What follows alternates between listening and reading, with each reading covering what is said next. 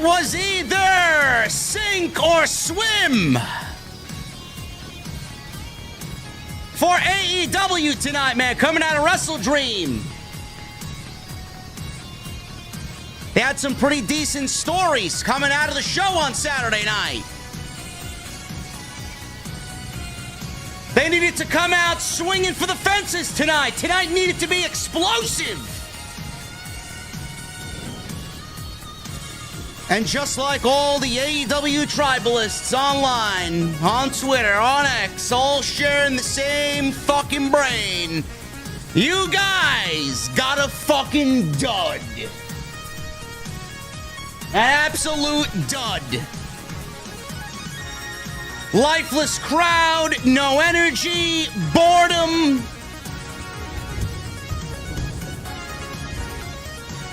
We got the biggest rebel faction in AEW feuding with the Dark Order.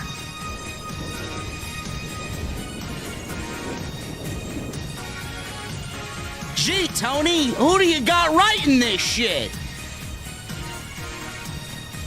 What are we doing, man? It's unbelievable. Jesse and I are going to be in the venue tonight, man. We're going to talk AEW Dynamite tonight. I may need 3 old fashions. I'll tell you what, though. We'll meet you over there when I walk through the door on this Wednesday night. I want to know, what the fuck are you guys drinking? And sorry, Dax, we don't got any tequila. I'll see you over there.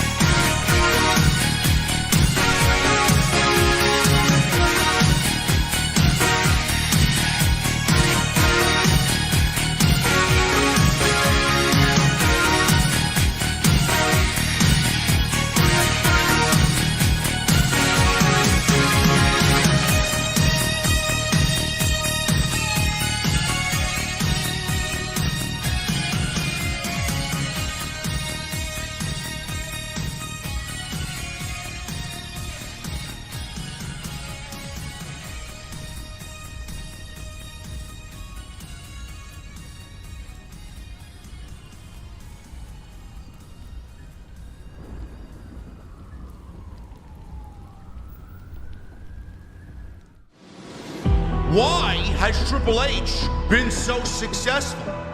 Why is Triple H running WWE better than Vince McMahon and Bruce Pritchard on Monday and Friday night? Long-term booking.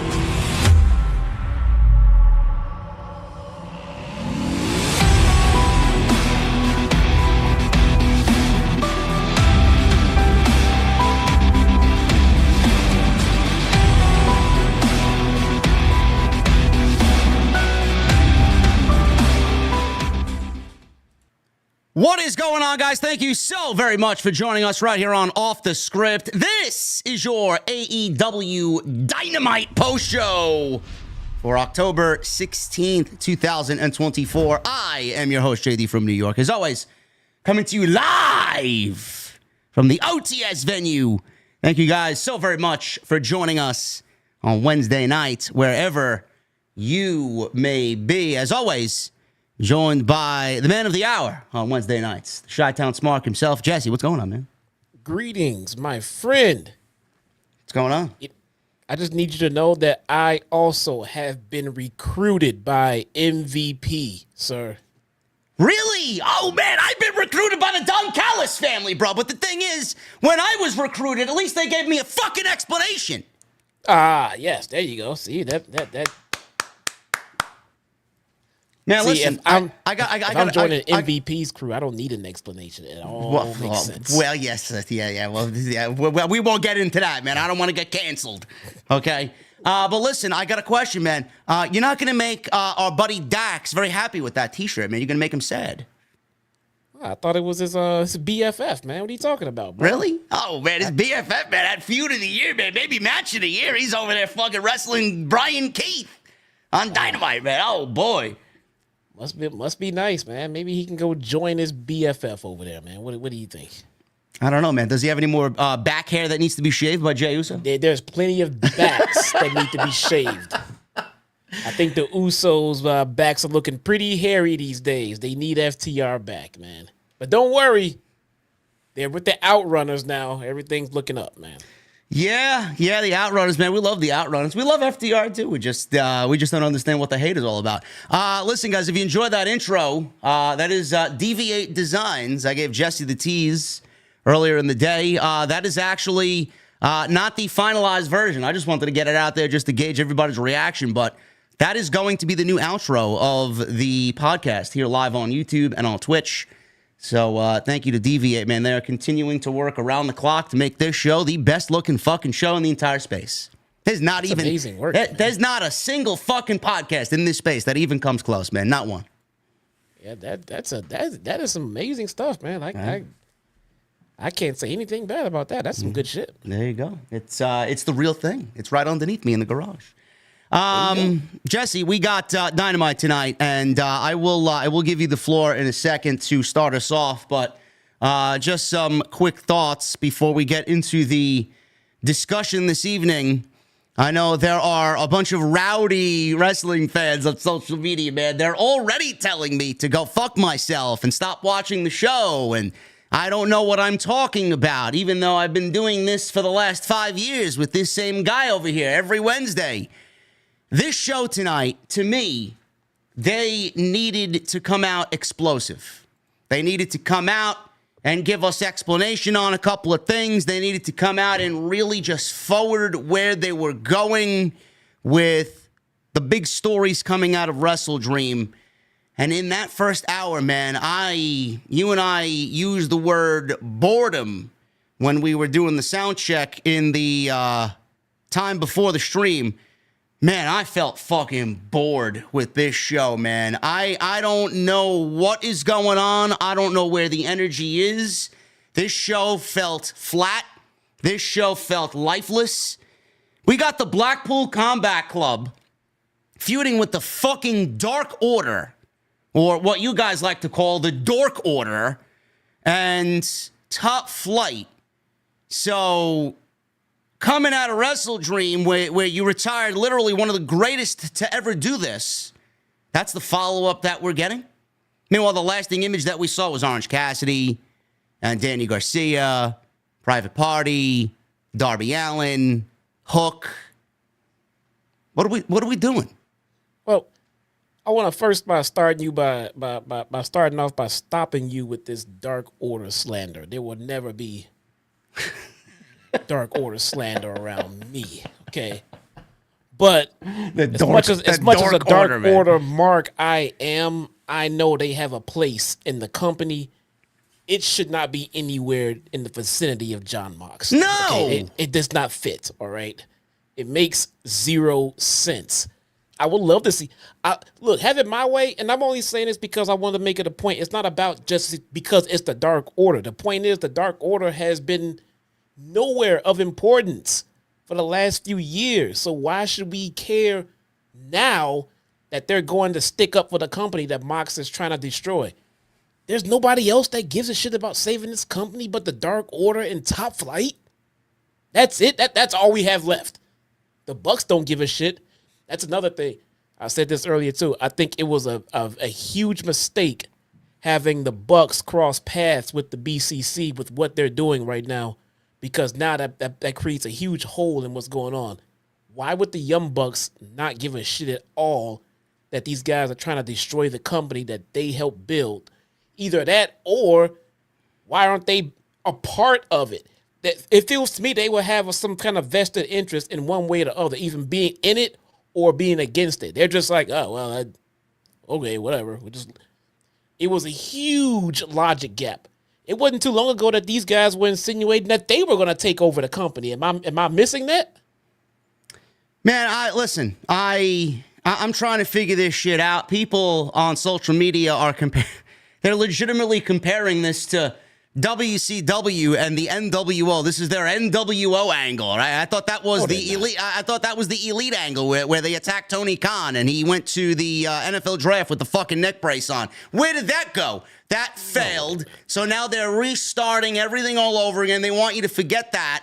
And now we're looking at a renegade Jon Moxley with his Blackpool Combat Club. And this is apparently their second attempt at their NWO takeover sort angle on Dynamite. I don't know where you guys get that comparison, because I could dead that right now. When Bischoff was booking the fucking NWO against WCW, do you realize who that WCW had go up against the NWO? It wasn't the fucking Lucha Libre guys. It wasn't Glacier. It wasn't any of the fucking job guys. The Cat. Yeah, the Cat, Ernest Miller. It was Macho Man Randy Savage, Lex Luger, Sting, right? Where are the big name guys sticking up for AEW? Fucking Dark Order's out there along with Top Flight. The fuck are we doing out here, bro? Nobody else cares, huh?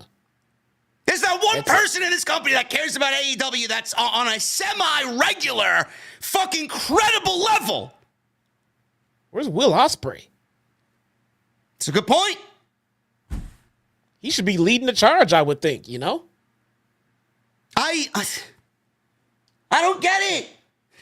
I don't really understand this. How could you be excited about this coming out of WrestleDream? Listen, there's still plenty of meat on the bone here. But coming out of WrestleDream, that's what you present to us after they finished off Bryan Danielson?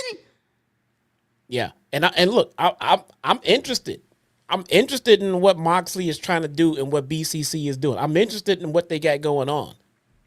But this reaction just makes it look like no one gives a shit. It makes it seem like it's not that important. It seems like it's so important that only Top Flight and the Dark Order are trying to stop it. That's it. So how important could it be? I mean, it doesn't feel like a big deal anymore now, not after tonight. I don't really understand where they went wrong here. You had 40, not even 48, a Saturday. We had Sunday, Monday, Tuesday. We had 96 hours before we got to Dynamite tonight. And we didn't hear a single fucking word from Orange Cassidy, Private Party on what happened, Hook. There was no sign of Darby Allin, and Danny Garcia said nothing about what had happened, what his thoughts were on Bryan Danielson being stretchered out of Tacoma, Washington at WrestleDream. Not one single instance where anybody explained what they felt, what they were feeling in the moment. Nothing. The Top Flight comes out and attacks. Dark Order comes out and attacks. And then we get matches booked with these low-level acts as if I'm supposed to fucking believe that the Blackpool Combat Club is in any sort of danger with these fucking bums being thrown out there. Sell it. TK should have been out there in a cold open, giving his condolences to the Danielson family. Absolutely. And an investigation will be launched into what Moxley and BCC has done. He wants to apologize to the fans for the horror they witnessed. He wants to, bring out Mercedes and let's go. Not a big deal anymore. No one cares anymore. That go home segment from the pay-per-view should have been a huge lead in to people who didn't see the pay-per-view should have tuned in to Dynamite tonight to TK's cold open, apologizing for what happened and sending condolences to Bryan's family and friends. That should have made people who didn't see the show like, what the fuck happened? The first fucking thing that we absolutely. The first thing that we should have seen on tonight's show was a recap of what happened at WrestleDream in the closing moments. We got Jon Moxley speaking as if everybody watched the fucking pay-per-view. I mean, What is with the decision-making in this place? And you people think I'm ranting because it brings me views and clicks. This is the same shit that we fucking absolutely destroyed WWE on. The same thing. If you don't think I'm going to do the same thing to AEW now that I'm finding the same mistakes being done, you are out of your mind, bro. Out of your mind. Sometimes it takes the little things to accentuate and make the big things even bigger. And like you said, a quick promo, a quick recap would have been great. I think a cold open by TK would have been fantastic. In all seriousness, you know, I mean, this is the same guy who wore a neck brace to the NFL draft. He couldn't come out and sell his go home angle from the pay-per-view? Nothing. Absolutely zero creativity from these people. They don't care. It's amazing how everybody raves about their pay-per-views, which is great. Because we've already said that they do pay-per-view business better than anybody. But when it comes to the weekly television shows, the level of effort that is in these television shows weekly, they come off as if they can't be bothered to care at all. Zero steps have been taken to make this feel important. This is the biggest storyline that they've done all year. I don't need to fucking go back and reference anything that we've seen. This is it. If you don't take the proper steps and give us little by little detail in the way that we need, you are already failing at this major storyline. And we haven't even gotten the reveal yet about what Jon Moxley's even talking about, or if he's working for someone, or who this someone is. Where is the attention to detail? Where is the level of care and love and effort being put into this shit? You bypassed a whole bunch of important things to give us Jon Moxley cold open the show, and then we get them attacking Orange Cassidy. We haven't heard a fucking word from Orange Cassidy. Nope. Why? First thing that we should have heard is from Orange Cassidy, Darby Allin, Danny Garcia. Not a fucking word. And then they get attacked and we get the fucking Dark Order? Not only do we not know how they feel about this, but why are they attacking them? What did Orange do? Apparently, Jon Moxley wants to change AEW. He's tired of the way AEW is, which is basically a shoot. Orange Cassidy does not dictate how So what is it with Orange? What is it? Why does he hate this guy so much? They coined Orange Cassidy the face of AEW tonight. That's amazing. That guy has never been world champion. You believe that? That's where we're going with this. That's where we're going with this. You know, God. That's amazing. You want me to believe? Not saying Orange is not worth being labeled as such, but he is not being booked and treated as such. So why are we calling him that? You got Orange Cassidy out there, Hook, Danny Garcia, Private Party, Darby Allin. I don't see a single world champion in any of those guys that supposedly are going to be AEW against Blackpool Combat Club. Not one single world champion. Closest thing they have is Darby. Closest thing, and Darby may be a champion for a month, tops. Man. What are we doing here, man? Who the fuck do you have writing this shit? Have you just given up completely? Have you given all reins to someone else because you can't be bothered with it? I mean, what a sad, sad show. And nobody could sit there and tell us that we're wrong, because how the fuck did we get here? The one thing thing that they need to do is recap and give us emotional fucking promos from everybody that felt affected from Bryan Danielson's retirement at WrestleDream. We haven't heard a fucking peep from anybody, and this is your aftermath show. How am I supposed to emotionally invest in these people if that's the way you want to come across? Hook, Orange, Garcia, all of those guys should have been in front of a camera. They should have been sitting down with JR, expressing how they felt when they saw Bryan in that ring and being stretchered off and why they're pissed off and what they're going to do about it. Some emotion behind it. Zero. They don't know the definition of emotion. And you guys got rid of Jimmy Jacobs. Jimmy Jacobs, quote unquote, left the AEW creative team amicably, right? You can't blame Jimmy Jacobs for this shit anymore. Who are you going to blame? Who's the next to go? Who's the next to resign? Because whoever it is, after tonight, I'll be looking forward to their resignation. This entire first hour was a complete miss. We got Mercedes and Queen Aminata to start the show. That's what we got. That led to nowhere. Jesse, where was Chris Statlander? It's a good question, right, Tony? Tony, where's Chris?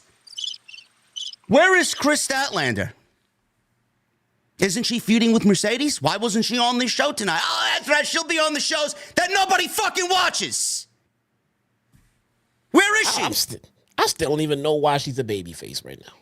Isn't she feuding for the TBS title? You would think that she's on the show, right?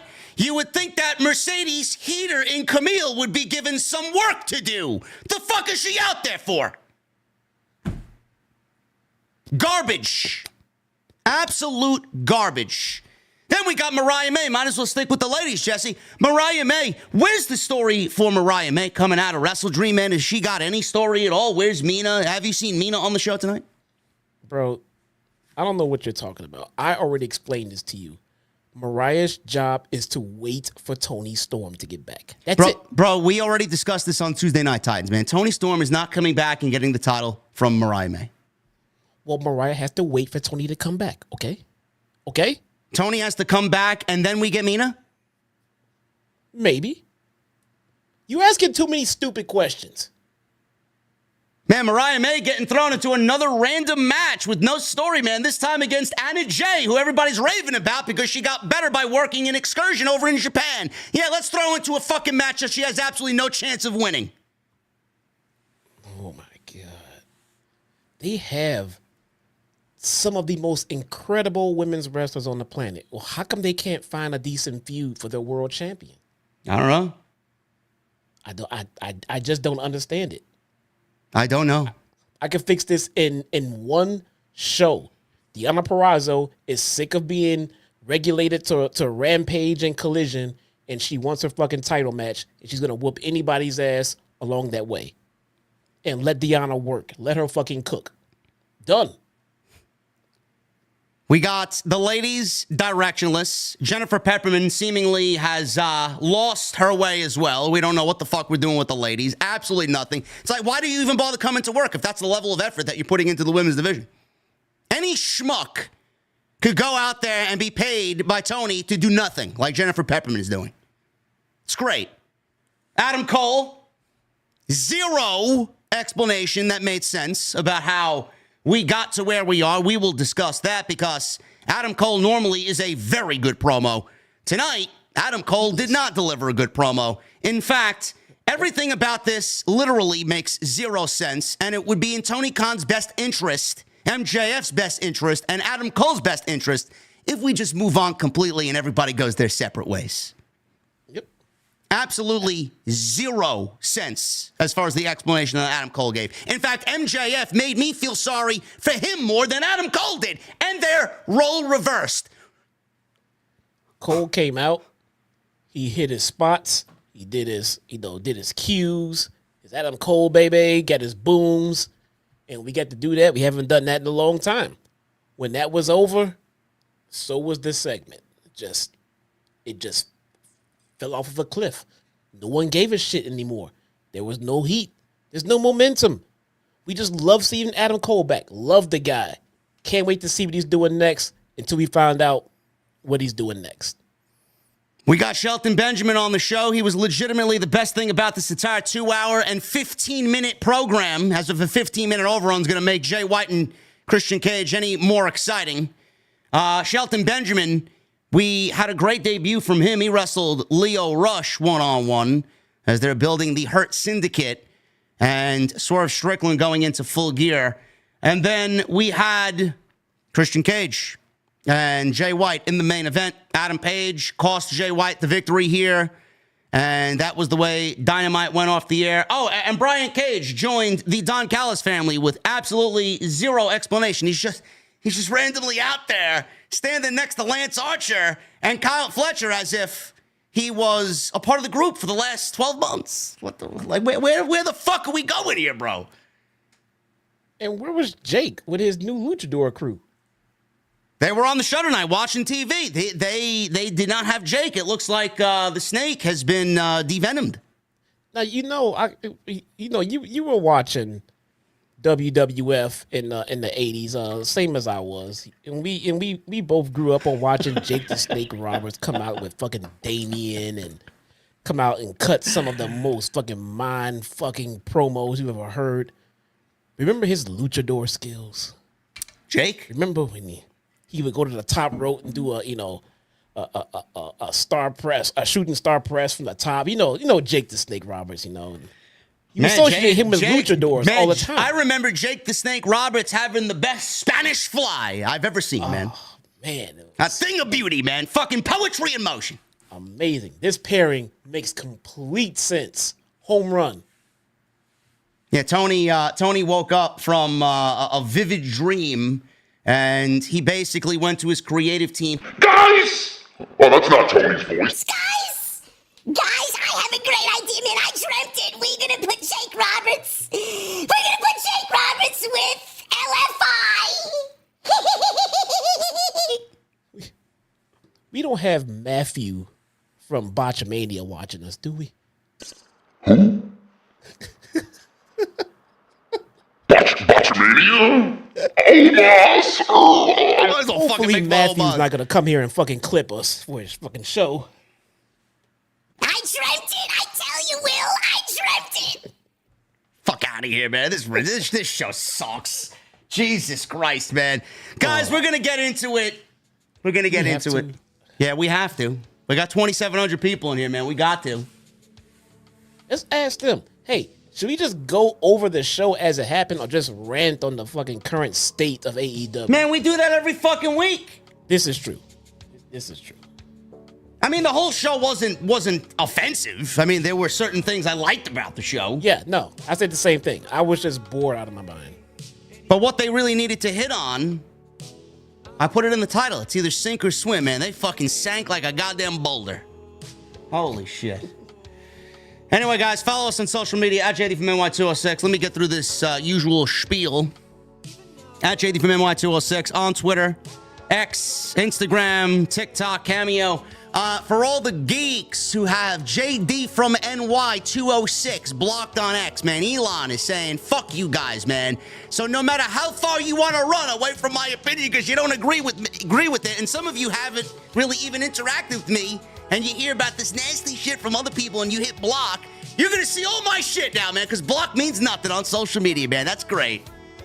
It's unbelievable.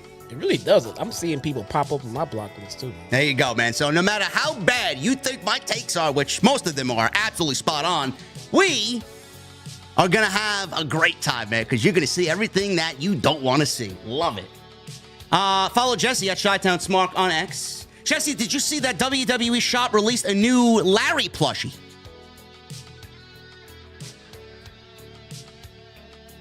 I have within good source that our friend Destiny FOMO may or may not have bought you a Larry plushie. It's coming, bro. It's coming.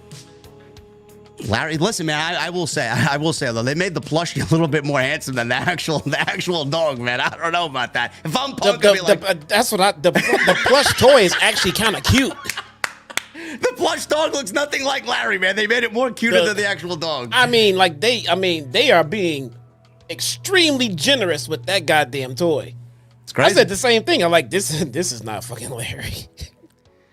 And I tell you, man, it's funny. Make sure you guys follow us on social media. Hit that subscribe button down below. Turn the bell for notifications. Hit that thumbs up. We got 540 likes. We got 2,600 people in here watching us live. Super chats are open. Get them on in. And make sure you guys go check out all the other content. Salamonster and I were live last night for episode 69 of Tuesday Night Titans. Great discussion. We went over WrestleDream and all of your hot topics in what was a very slow week for professional wrestling, but we made the most of it. So thank you guys very much for a great night last night on episode 69 of TNT. Adam Cole. We got Adam Cole starting out in the ring, but before that, we get a very well-shot video for Jon Moxley. Video played, ominous music showing the scene at the end of WrestleDream with medics tending to Bryan Danielson, with Jon Moxley narrating as he rode in the back of a pickup truck with the rest of the Blackpool Combat Club. He says, "Let me tell you something. Someone has to be responsible when things get out of control, so I will be responsible. People think they know what I'm about. They think they know what motivates me. They don't know anything. I have a dream of a land of opportunity when people come to AEW and they can achieve whatever they want. They can be the best versions of what they can be. Wrestling gave me everything I have in the world.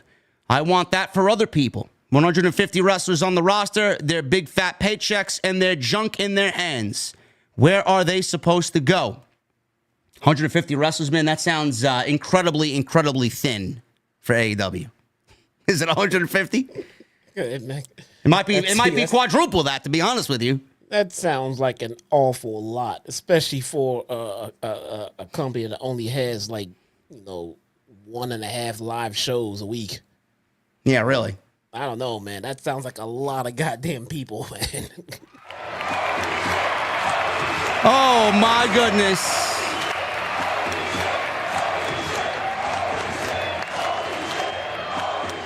Billy with a Billy Bomb. $100 in Super Chat. What's up, JD and Jesse? The kings of the IWC. Jesse, hope your kid is getting better. What the fuck is TK doing with the Blackpool Combat Club story? At least the new Hurt Business story is better, says Billy with the $100 Super Chat. Billy, thank you so very much, brother. We really appreciate you being here with us. Hopefully you are well. And to be fair, both storylines are just getting started, man. But we are not off to a good start with the Blackpool Combat Club story, which we will definitely get into. But thank you, brother. Yeah, thanks, Billy. Jasmine's doing great. Again, it was just an unknown allergy. So allergies can be very mild and nothing, or they can be scary. But when you don't know what the reaction is because it's the first time reaction, it can be extremely scary. But she's doing good. We're getting testing done right now. Yeah. Moxley says, "I hate what AEW has become." Yeah, you and me both, Mox. You and me both. Egos are out of control. No shit.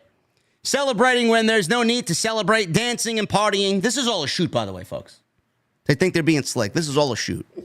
This is what the people actually think of when they're actually working for the company, but are afraid to admit it. I cannot stand it anymore. I will burn down the forest to grow a new one. I am not sentimental.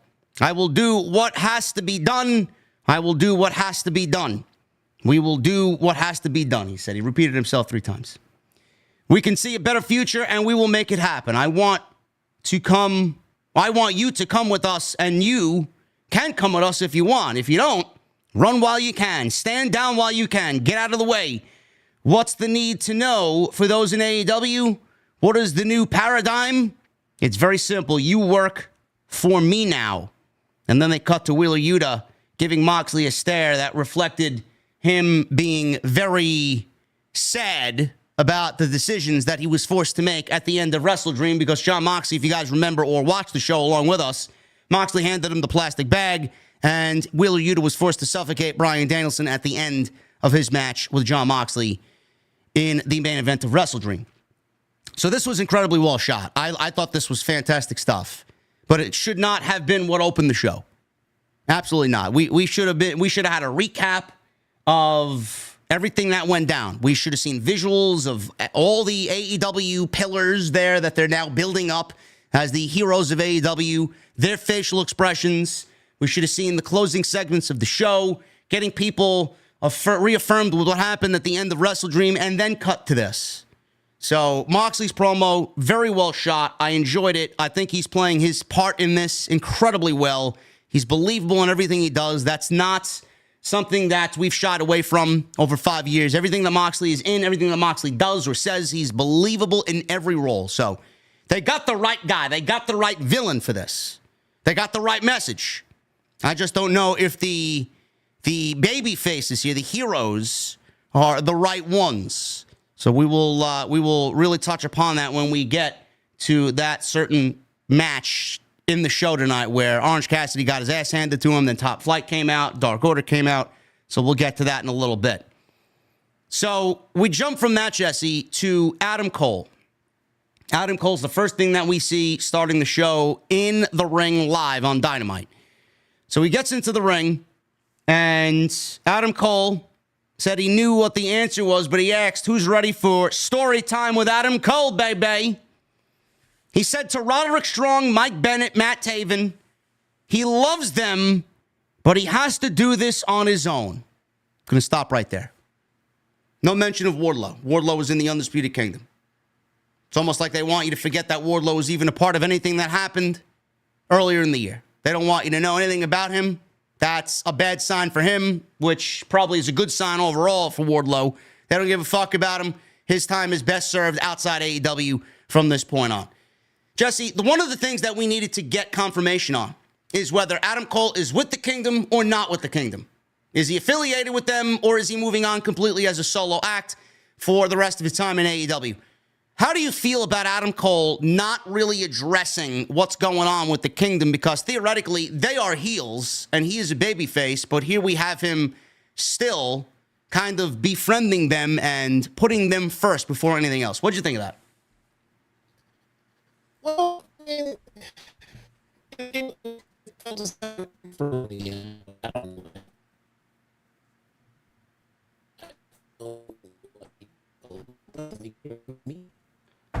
definitely. Yeah, it's attempt to try to explain why he's focused the way he is, but it just a little bit more confusing.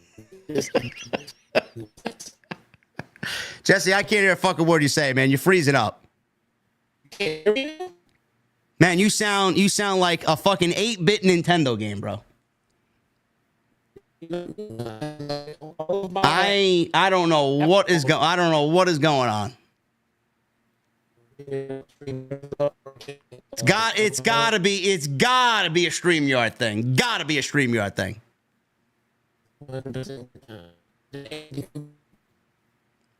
See if you can back out and then come back in StreamYard, bro.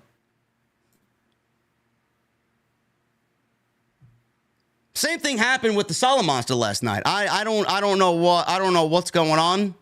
I really don't. Everything was working fine up into this, and then all of a sudden it shits out. I don't really understand. There he is. Good now? Yeah. Definitely StreamYard then. Definitely okay. StreamYard. Okay. There we go. All right. Start over with what you said, because nobody heard a fucking thing you said. I get lost. Repeat your question again. Where were you? Adam Cole addressed the Kingdom, the Undisputed Kingdom, and the first thing that he needed to come out and do is claim that he's not with them anymore because he's a babyface and they are still heel. What did you think of that? Lame excuse to try to it just felt like a lame attempt to try to explain why he was pointed in the direction that he was, but it just made everything that much more confusing to me, because the way he just dismissed, the Undisputed Kingdom just basically tells me that he didn't give a shit about it. No. I mean, it was the most important thing to him and what he was doing when he was here, but now we're just like, yeah, those guys are them and everything else, but, whatever, moving on. MJF, or should I say MGF, it doesn't make any sense. I mean, maybe some return promos, maybe some backstage stuff before he got back live. Maybe that could have wrapped some things up for them, before. Maybe some vignettes with Adam Cole. Maybe that could have wrapped some stuff up so they could jump into the meat and potatoes of what they wanted him to get into. But this came off as extremely dismissive of his entire crew. And it tells me that he didn't actually really give a shit about it. So everything that they had planned and perpetrated with the devil reveal and everybody being revealed as his cohorts, all the matches that we've seen, all of the bullshit that we've seen leading up to it, all the sneak attacks, everything, people getting injured, thrown through glass, business done with these fucking people. Didn't they win the Ring of Honor Tag Team Championships at one point? Absolutely nothing. Yeah. No mention of any of these guys. So I got to take care of this on my own. That was one of the big things that we were all looking forward to coming out of WrestleDream. Is Adam Cole, now being a babyface, is Adam Cole still affiliated with the Undisputed Kingdom? And they did not address that in any sense at all tonight. He says, I got to do this on my own. Fail. So he said he did think about talking about his year road recovery and all the challenges he had to overcome and how damn happy he is to be back. He says he doesn't think people want to hear that, though. I'm going to stop right there. In fact, Adam and Tony, I would love to hear about the setbacks that you've had and what you did, because Solomonstor brought up a very good point on Tuesday Night Titans last night. We both figured that we discussed this, and from two different points of view, we both have valid criticisms about this. But one thing that would have saved all of this, at least saved them as much as they possibly could be saved, is Adam Cole talking about his ankle injury that he risked his career trying to help MJF at Grand Slam in New York City last year when he wrestled Samoa Joe and broke his ankle for MJF. Why didn't we get that discussed, Jesse? Were you disappointed that Adam Cole didn't go into the trials and tribulations about his road to recovery, and why he didn't mention that MJF, you're the reason, you are the one to blame for me being out 16 months here and wasting almost 2 years of my career on you? Yeah, that would have been more interesting, to be honest. I don't know exactly what it was I wanted to see from Adam Cole upon his return. I just know what he gave us was extremely lackluster. I thought this whole Adam Cole and MJF thing was put to bed and put to rest when MJF came back and re-murdered Adam Cole to put him right back out again. So I thought it was done. They actually hit, for me at least, they hit the reset button. They hit the reset button on that Adam Cole MJF thing, and they were done with it. Adam Cole was free to return and start something fresh and everything else. But now he come back and he's still focused on this guy. Now I'm wondering why they did what they did with MJF back when MJF came back. I'm a little confused now. I am very confused. The fact that he didn't talk about his ankle injury, Tony, fail. So we're strike two here in Adam Cole's return promo to make sense of all this after being out for so long. He didn't think people wanted to hear that. So he said that they want to hear about MJF being the worst human he's ever met. Okay.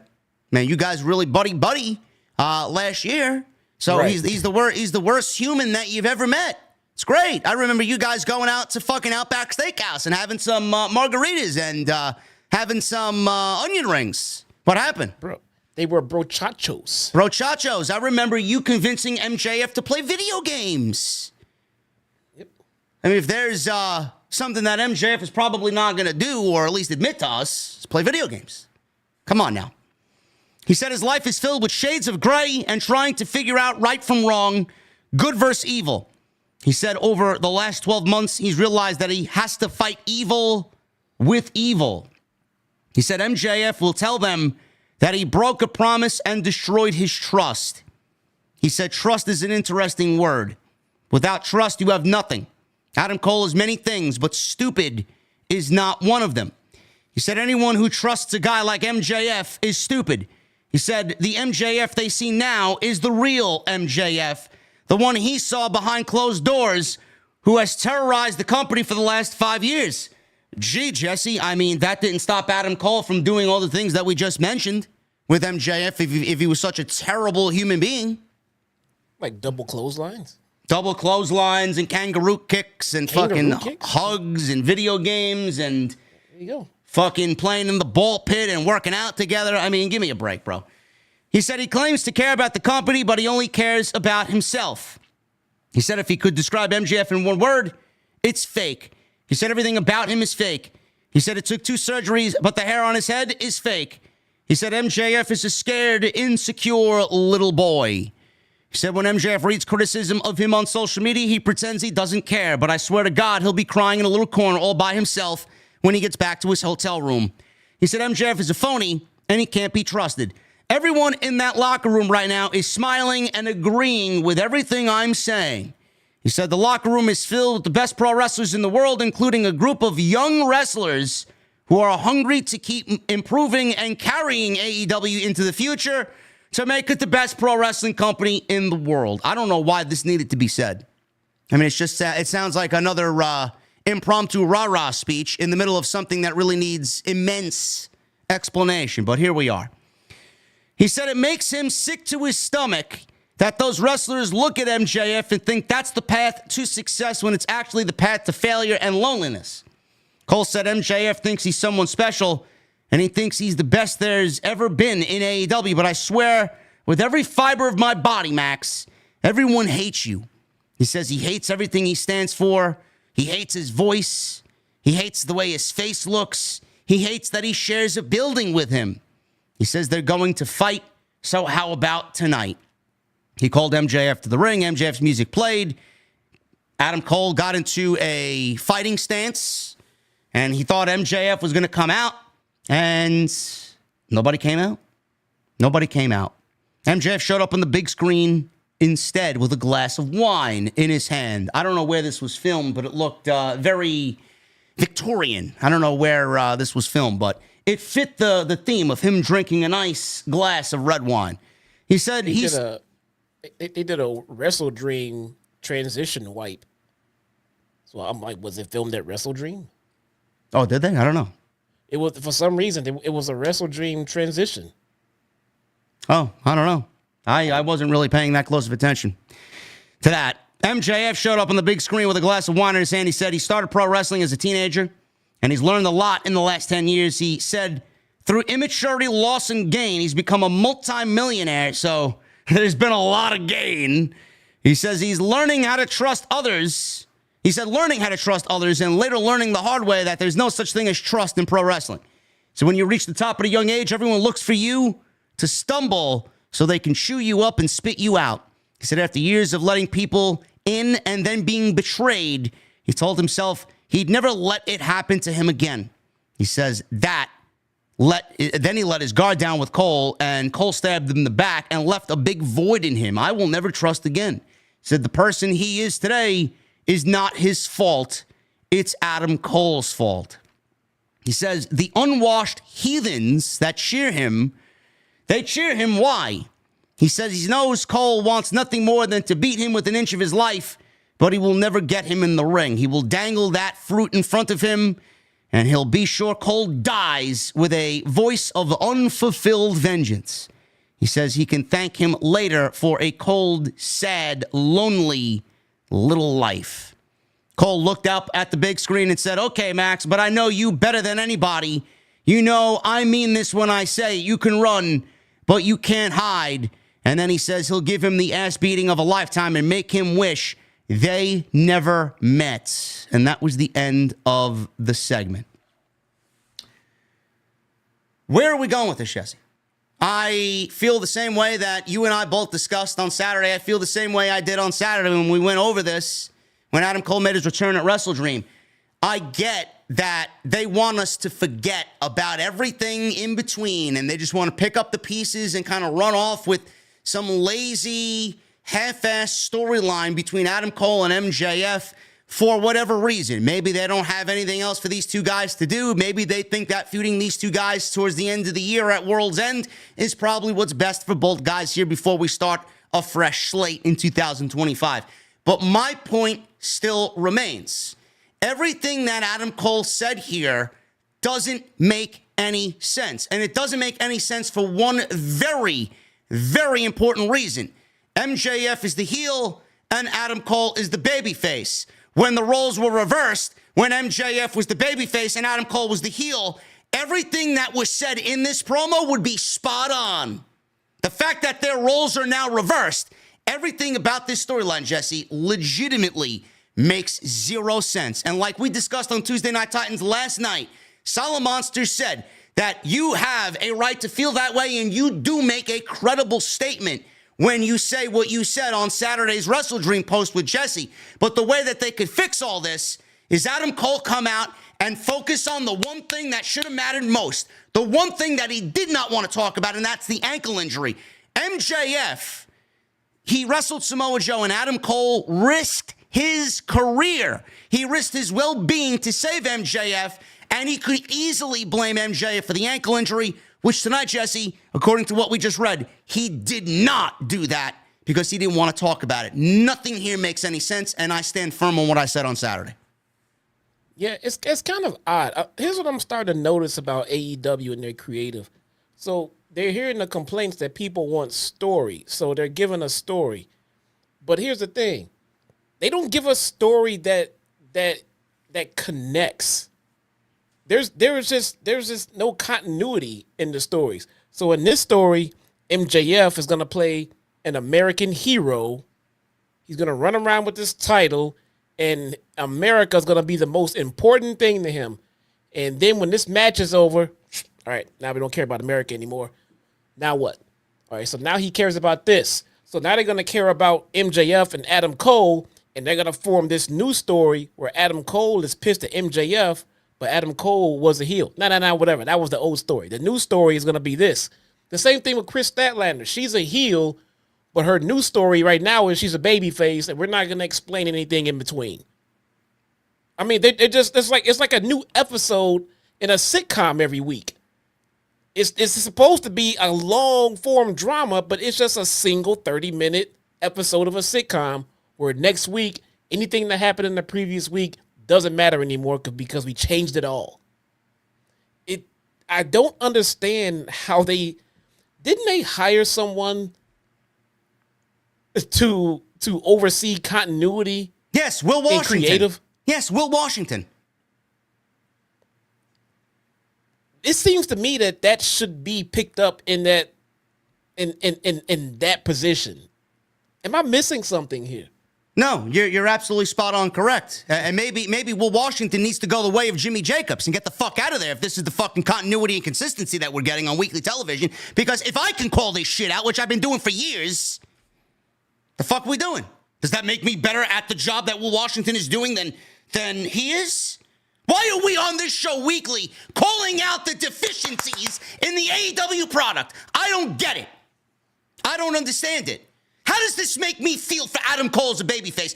Ask yourself that question. If anything, MJF is the one we're going to feel sympathetic for, and he's the fucking bad guy. He lost everything. He lost his world title. He lost his fucking career for 6 months. You did business with Samoa Joe. You got your fucking buddies to fuck him over. Yet I'm supposed to feel sympathetic for Adam Cole. How do you feel sympathetic for Adam Cole? Ask yourself. How do you feel, Jesse? Do you feel sympathetic for Adam Cole? Absolutely not. It's hard to feel sympathetic for someone when you can't relate to what they're going through. You can't relate to what they're talking about. And Adam Cole's problems seem somehow to have sprung up over the last week or two. And it doesn't fit the last Adam Cole we've just seen. And we don't really give a shit because it doesn't feel like he gives a shit. I don't understand how, why did Adam Cole even, all we heard was some simple beta-esque fucking cuck story of why he hates MJ. Oh, I hate your hair. Oh, I hate the way your face looks. I hate the way that you're in the same building as me. What is, that's the reason why you hate MJF? Was that any sort of explanation that we needed to forward this storyline after everybody agreed universally that maybe we should just move on from this? That's what you want me to fucking sit there and say, yeah, man, that's a great explanation. He gave absolutely zero reason as to why he hates MJF. If anything, MJF should hate Adam Cole. His world ended. You named a fucking pay-per-view after the entire storyline. And it happened in his hometown. He could have possibly, maybe, in a roundabout way, gotten to MJF if he came back and explained himself a little bit better, explained his absence, his injury, you know, like Solo said and everything else. Hell, mention Britt Baker. Just something to make him to make Adam Cole say, because of you, Max, I've lost my friends, my girlfriend, you know, my health. Which we don't know is true. Which we don't know is true, by the way. We don't know if it's true or not. We don't know if it's true or not. But they can kayfabe it either way, you know, and blame it all on Max. Bring up the suspension. All that shit. And then say, none of this shit would have happened. I thought I was done with you, but because of you, this, and also this happened. So now you're back on my radar, asshole. You know, I mean, that would have made some kind of sense. So you're basically saying make it personal. Give it a personal spin on it, because nothing that Adam Cole said made it feel personal. I hate you, MJF. I think you're ugly. I hate your hair. Are you fucking, what are we in fucking grade school? Who's writing this shit? How are you a fan of this show and you fucking look at that and be like, hey man, I'm excited about this feud. Normally I would be. These two guys are fucking great. But that's what you give me? Where's the Adam Cole that I remember, man? Where is Adam Cole? Fucking undisputed era Adam Cole. Who is this bitch that we saw on TV tonight? Who is this? I don't understand how you fucking people willingly sit there and just fucking eat the slop that Tony Khan gives you, man. I'm sorry. I mean, this level of storytelling is fucking first grade, entry level fucking amateur garbage. I don't believe what I heard tonight. I stand on exactly everything I said, man. Salamanca's got a great point. If Adam Cole mentioned the fucking injury, then maybe we would have felt sympathetic for him, but he said, I don't think people want to hear about that. But we're going to talk about why I really don't hate MJF. And he gave me all the fucking most basic of basic reasons why he hates MJF. If anything, MJF should hate your fucking guts. What are we doing here, man? You took the world title from him. Why are you mad at him? Why? Because he gave you a brain buster in the middle of the ring and fucking stomped on the devil mask? Oh, man. Oh, my heart's broken. What the Tony, what are you doing, my friend? What are you doing, man? Holy shit. Can we get Jimmy Jacobs back on the phone? There's no one else to blame. I hate your hair. Come on.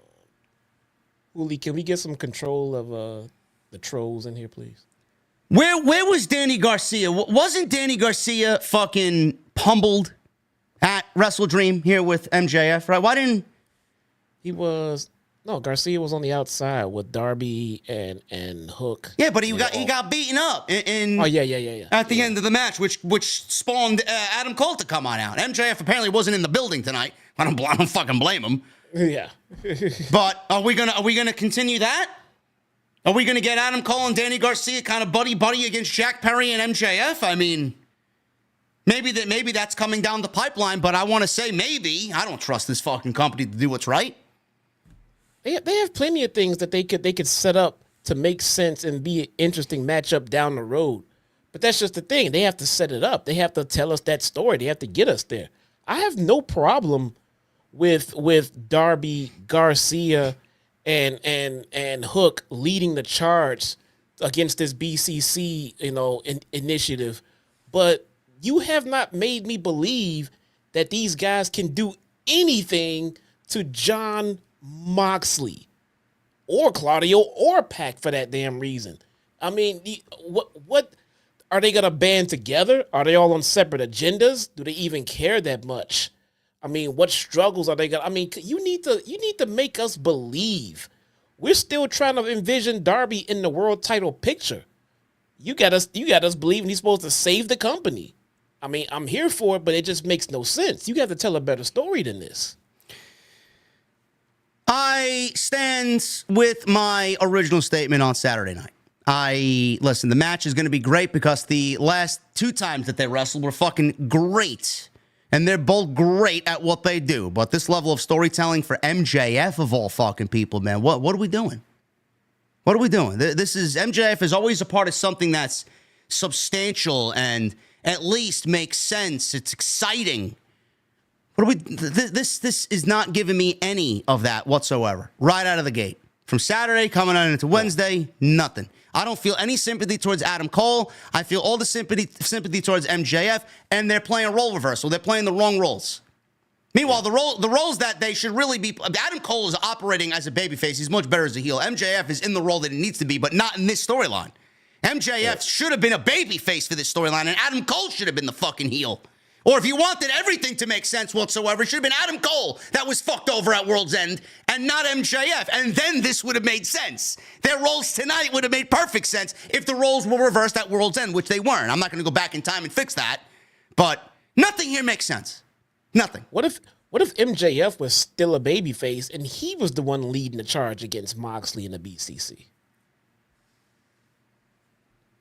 I mean... You want a real ace? You want a face of the company? He's the ace. Yeah. It would make sense. It'd be believable. You know? It'd be great. I mean, why not? But they flipped him so fucking quick. I mean, look, he's better as a heel. Don't get me wrong. But I mean, we can't turn him back to babyface. We can't do that. You turn him back to heel, he has to stay fucking heel. There's no one else to lead this charge but Will Ospreay. I don't know. Not Lost. the Dark Order. The vision is lost, bro. Yes, chat. Yes, we are aware. He called him MGF. Yes. I'm sure he will be ribbed for that on social media, and I'm sure that will be all over social media tomorrow morning. Hologram, let me know, man. Give the call. If you need me to shut the chat down and do members only, I will do it. I don't really understand why there is so many trolls here. But if the trolls can't grasp that none of this makes sense, nobody can really save them. So I'm not really concerned about that. Renee, she interviewed Chris Jericho, who still manages to get TV time even when we don't need Jericho on this show. He wrestled Mark Briscoe at WrestleDream for the Ring of Honor championship. He was asked how he was feeling after his loss. He said he felt vindicated. Renee asked, how could you feel that way? You lost. Jericho says this is the week of Chris Jericho because he is the number one, or he has the number one movie in America, Terrifier 3, which I was at the mall today, bro, because I was shopping for a new dress shirt for Hog today. And I went to the Roosevelt City Mall and Roosevelt Field Mall on Long Island. And I see this Terrifier stuff all over the place. Can you please explain to me what this is? Do you know what this is about? Terrifier? I have not seen it. I have no idea. What the fuck? Chat, what is Terrifier? I haven't even seen the promo for it yet. What the fuck is Terrifier, man? I see it all over the place. It's crazy. I've not even seen the trailer. Fozzie's on tour selling out venues across the country, which, I mean, I don't know who's going to see Fozzie in 2024, but here we are. He said Mark Briscoe cheated to win. Clips aired of the match. Jericho says he wanted a rematch soon. He says he will become a 2-time Ring of Honor world champion. And he said, just like Jay Briscoe. I don't know why we need to use Jay Briscoe as a heater in this feud with Mark Briscoe. Don't really understand it. I think it's lowbrow garbage. Well, I mean, I guess for me, I don't know why they have to use it repeatedly. They used it for the build to the match they've already had. Yeah. And to be honest with you, I had no real issue with that. Jericho probably said it to get under his skin. It did just that. It lit a fire up under him. You know, obviously, clearly, this would not be done without Mark's 100% approval. So I'm just going to assume that from the get-go. But we used it. It got under his skin. It got the match a little bit of heat. And it was fine. And it worked. But they're going to do it on the match. Okay, great. We're not going to keep using Jay, though. Come on, man. Come on. I could see it being a tactic. It didn't work because Mark still got the one up. Great. Move on to something else if you're going to continue this feud. Jericho should not just sit and make this feud about dissing fucking Jay Briscoe. That one I'm not on board with. Nah, this shit sucks. Renee then interviewed Briscoe backstage live. The interview with Jericho was at World's End after his match was over. She asked Briscoe about Jericho saying he cheated to win. Briscoe said Jericho is known to say a lot of dumb shit. He said the world saw him drop him on his head and pin him. He says he can't let it slide that Jericho brought up his brother's name again, so he will pay. He says he got his rematch because he wants to get his hands on him. Next week on Dynamite, he will face him in a ladder war match for the Ring of Honor World title. FTR walked in, and Briscoe said tonight they're going to get a hold of Big Bill and Brian Keith.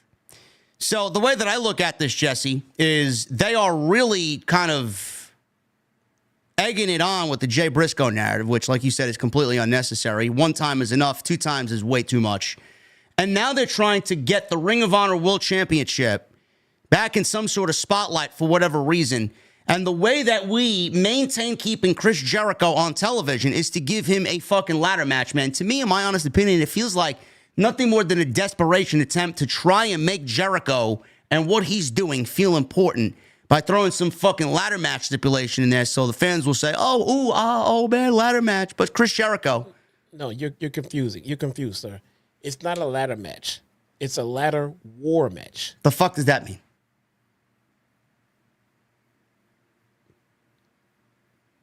Does anybody know what a ladder war match is? No? Neither do I. Ladder match Okay. it is. All right, ladder match it is. Ladder match it All is. This is nothing more than a futile attempt to get Jericho any interest on television. And that's happening next week. Ladder war match for the Ring of Honor, dead Ring of Honor, World Championship. By the way, Jesse, did you see the PWI Women's Top 10? Yes, I did. Did you see Athena wasn't even in the top 3? Wait, I take that back. I anticipated your question and jumped the gun. I didn't see the top 10. I saw who was number 1. Yes. I didn't see the top 10. Number 1 was absolutely the only right choice to be made. Now, what was the rest of the top 10? I don't have it pulled up in front of me, but Athena was, I think Athena was in the top 10. I'm going to pull it up right now just so that we could see Jesse's reaction to it. PW Top Women's. Let's see. Hold on. PWI, that is, right? PWI, Pro Wrestling Insider, Top Women's 2024. Tony Storm, Jordan Grace, Rhea Ripley. Okay. Let's see. Let me click this here. Wait. Jordan Grace got 2 over Mommy? Tony Storm, Jordan Grace, Rhea Ripley, Micah from Stardom, Stephanie Vaquer, Sari, Bailey, Willow, Mariah May, and Athena came in at number 10. Imagine Athena was on television regularly, bro. Imagine. I was gonna say Athena at 10 is probably really good for her, seeing as how nobody is seeing her work at all. So, but she would be higher if she was actually on TV instead of in front of 7 fucking people. She'd be in the top 5, man. You crazy? I mean, so it's messed up that she's at 10, but I think it's also a testament to how good she is. Because even being just buried away in what she's doing, she still managed to break top 10 somehow. I mean, because she is doing top 5 work. Tony Storm should be number 1. Nobody should be number 1. I think Jordan Grace had a fantastic year. I don't think she had a better year than Rhea Ripley, unless I'm misreading this and Rhea Ripley's best stuff happened over a year ago. I think Rhea Ripley had a fantastic fucking year. I don't see how she's not number 2 to Tony Storm. Well, the criteria is win-loss record, championships won, quality of competition, major feuds, prominence within a wrestler's promotion, and overall wrestling ability. Yeah. Rhea Ripley did not have a good win-loss record, and the quality of competition during her reign was awful. But what was another one? Like the importance to the company or something like that? Prominence within a wrestler's promotion, yeah. Is there another female star in WWE, the largest wrestling company in the world, bigger than Rhea Ripley? Rhea Ripley is more prominent within WWE than Jordan Grace is within TNA. Yes. I think and this is just my look. It's all objective. It's all objective. I get it, but Rhea Ripley is my. I think Tony Storm's work is top tier number 1. I think Rhea is a solid number 2, and everything else after that we can discuss. But that's just me. Rhea was also injured, yes. Roxanne Perez should have been in the top 10 for sure. Roxanne came in at number 11. Liv Morgan, number 12. Io came in number 13. Mayu Iwatani, Masha Slamovich came in at number 15. Mina Shirakawa came in at number 16. Becky came in at number 17. Miyu Watanabe, number 18. And then Lyra rounded out number 20. If you guys are And unaware, Miyu Yamashita came in at number 19, by the way. If you guys are unaware who Masha Slamovich is, She's great.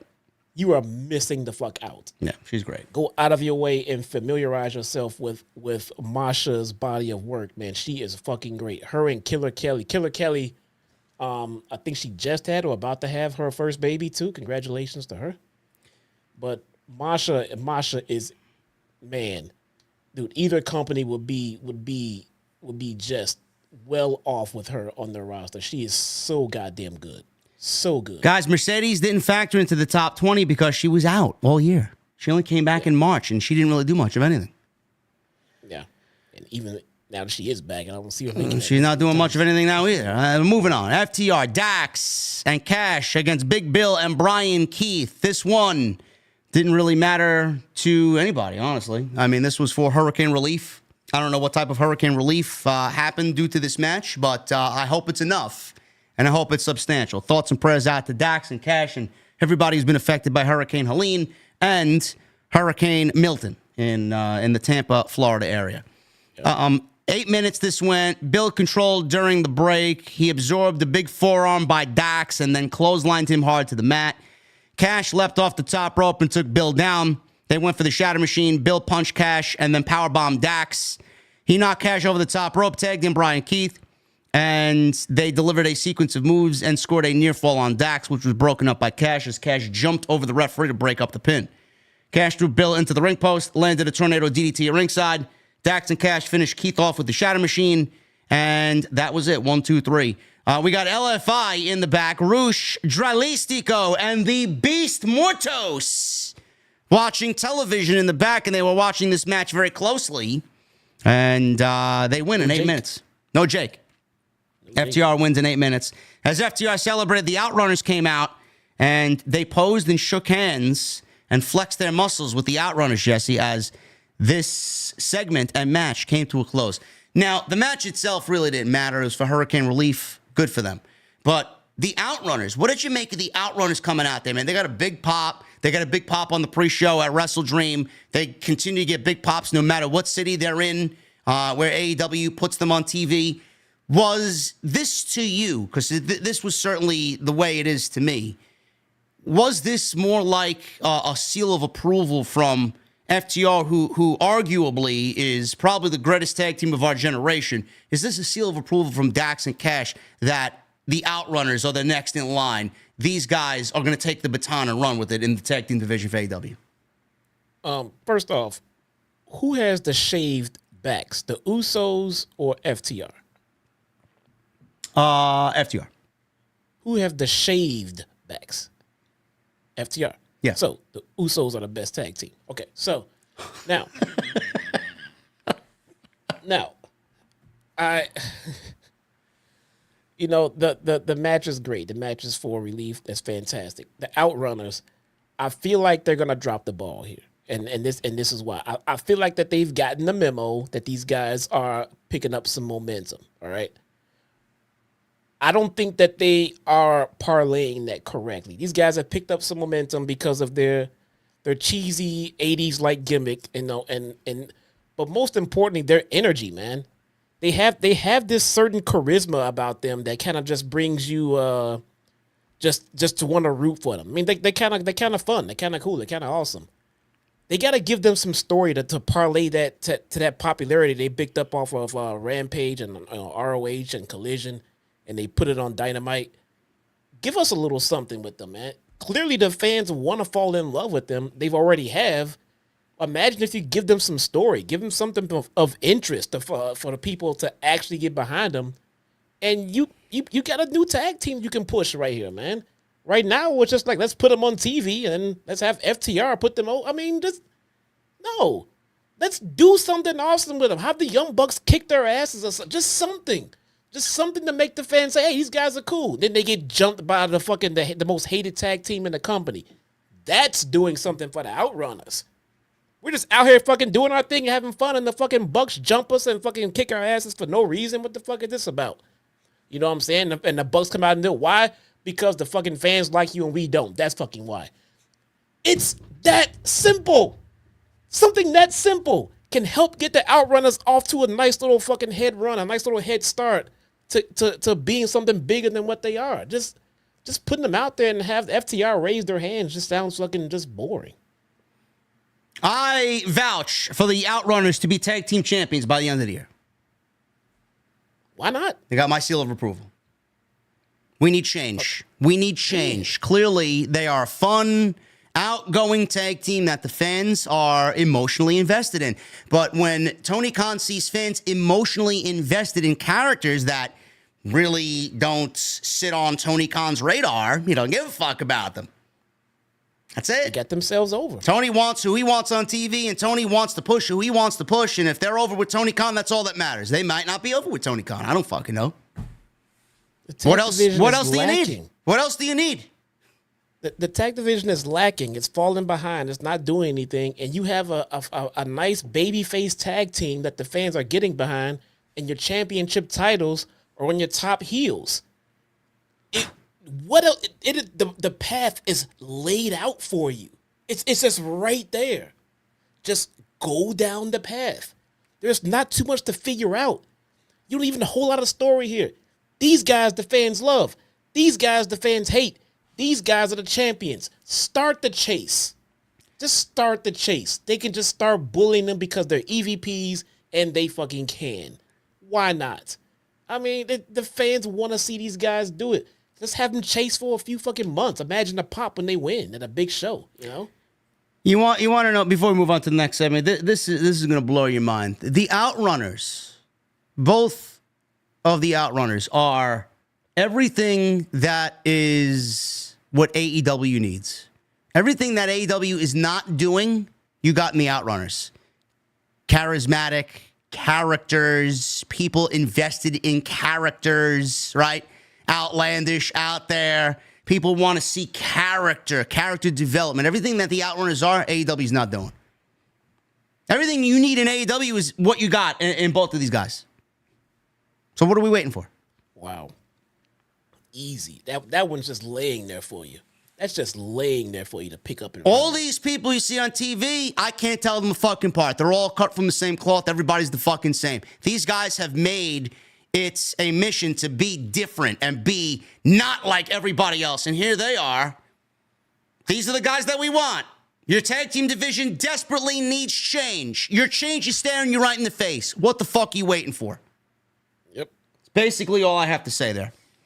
By the way, Jess, I got to ask, were you pleased to see the Beast Mortal. No. He's wearing a polo shirt tonight, bro. You see? This is true. But a hologram, though, that's a different story. The Beast Mortos looks slick with his polo shirt. No, not fit. No, fuck the beast. No. We only care about hologram around here. That's it. Hologram! Woo! I should be hologram for Halloween. Man. What do you think? Tony Khan's going to be hologram for Halloween. Is he really? Dad! Can you go to Spirit of Halloween and get me a hologram costume? You know what's going to happen? Nope. Renee! She interviewed Billy Gunn, Max Caster, and Anthony Bowens. Billy said they're heading to the gym because they have three of the best bodies in AEW. I wish their bodies equaled good creative. Not one of the same. Renee is the hardest worker here tonight. Yeah. He said he was going to leave and warm up the car, said Billy Gunn. Bowens yelled that everyone loves the Acclaimed. Caster said that they are the winningest tag team in AEW history, and they won at WrestleDream, but they want more. Nobody gives a fuck about the winningest tag team in AEW history. They have fallen off the map more so than anybody else. MVP Jesse walked up to them, accompanied by Shelton Benjamin. He gave Max Caster his card and said, when they are ready to get serious, come talk to him about business. Bowen says they don't need anything from him. MVP laughed, turned to leave as Shelton gave them a death stare while the crowd in the arena was chanting, "Yes, you do. Yes, you do." I am noticing Go ahead, say pattern. it. Say it. Go ahead. A pattern with MVP's talent selection. Oh, yeah. Maybe it's me. I don't know. It just feels like a sort of a pattern going on. I don't know.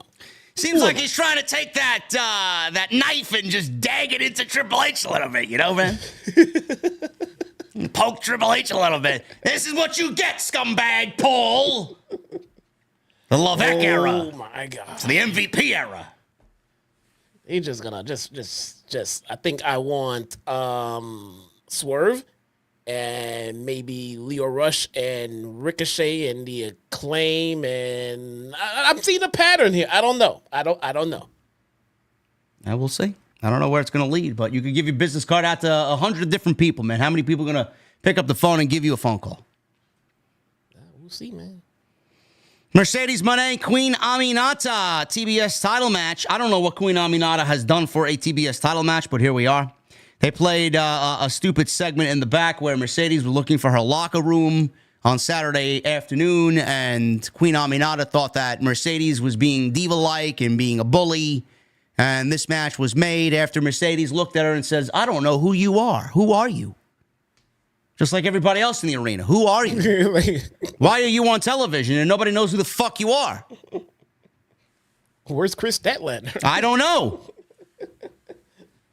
So this match went 9 minutes for the TBS title. Did anybody care? The consensus says no. Mercedes dominated during a break. We come back from the break. Aminata landed an air raid crash for a near fall. She landed a snap spinning neck breaker for a 2. Mercedes avoided a charging Queen Aminata in the corner and then kicked her in the head. She took over and landed a top rope Meteora, followed by a backstabber and into the statement maker, a.k.a. the bank statement, for the tap-out victory. And Mercedes wins and retains the TBS championship in 9 minutes. I got a question, Jesse. I got a very, very important question. Where is Chris Statlander? No sign of Chris Statlander here after we got no explanation as far as a babyface turn. No explanation as to why she doesn't want to associate with Stokely Hathaway. Nothing in regards to her being out there after Camille stared her down. So I guess it's a two-part question. A, where is Chris Statlander? And B, why does Mercedes need Heater and Camille if there's nothing to really get any heat from if she's out there? What is she doing out there? She didn't cheat. She didn't play, the fucking unfair numbers game with Queen Aminata. What is she doing out there? Is she just out there to look pretty? I mean, have they fumbled Camille in AEW so far?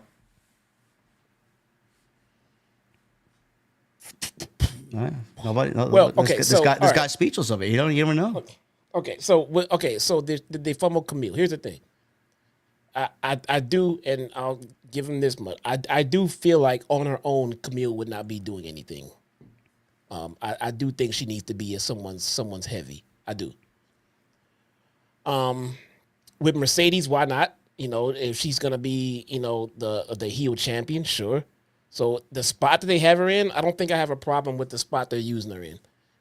Are they using her correctly in said spot? No, absolutely not. No, Marina Shafir feels more like a badass than Camille does. So she really does. They're not doing anything of importance with it, and maybe that's because Mercedes herself is having a hard time getting over it. The two, you can't ignore the two things right there. I mean, that could be the issue right there too. Where's Sky Blue? She's injured. Is she? Yeah. Because I'm seeing her. I mean, when did she get injured? She got injured on Collision in a match with Yuka Sakazaki. Oh, how long ago? No. Like a year ago? No, I don't know. It was like a few months ago. Oh, okay. Around Dynasty, I want to say. I was wondering where she was. I'm like, who? there's just no Why does it feel like there's no opposition for Mercedes and they have all of these fantastic wrestlers in that women's locker room? Why does it feel like there's just nothing for her to do? Clean, I mean, not. What is the? What was it Sheeta? Was it Sheeta? I'm sorry. It was Sheeta. I'm sorry. It was Sheeta. Oh, well, that okay. That makes it much. Another one who's just fucking. She randomly comes and goes in the fucking middle of the night like Batman. I mean, just Jamie Hayter. Why? What happened with Jamie Hayter? What happened with that whole return? And on the pre-show, and now she's a 70 sitcom star. Who is that? Who are you talking about, bro? She lost all. She left. The cosplay Becky Lynch we're talking about that they turned this. They couldn't get Rebecca, so they just cosplay her as Rebecca. We'll make one. Yeah, we'll just make our own Becky Lynch out. You fucking kidding me? She left at the top of the card. She was out. The fans were begging for her to come back. She came back, and they just basically said, no, we're literally putting her in the back of the line. We're actually putting her in the back of the line. And it makes no sense. And now you get Mercedes out here with a heavy, and she can't get any opposition. She can't get any momentum. She's facing Queen Aminata. They're turning Chris Statlander from heel to babyface just because. I don't understand what this clusterfuck is as this women's division is trying to find some footing. I don't get it, man. I just don't fucking get it. The women's division sucks. All the talent in the world, and you and I are both sitting here saying all the talent in the world that they employ sucks because the creator behind it sucks. Yep. There's no story. Zero. Mercedes hasn't had a fucking story since Willow. Mercedes hasn't had a worthwhile match since Stephanie Vecker. And now Stephanie Vecker's on NXT. Nothing. And coincidentally, that's why Mercedes left WWE, because of creative. And now she's got no creative. But the thing is, she's the highest paid female in the business, and that's all she cares about now. Point blank, period.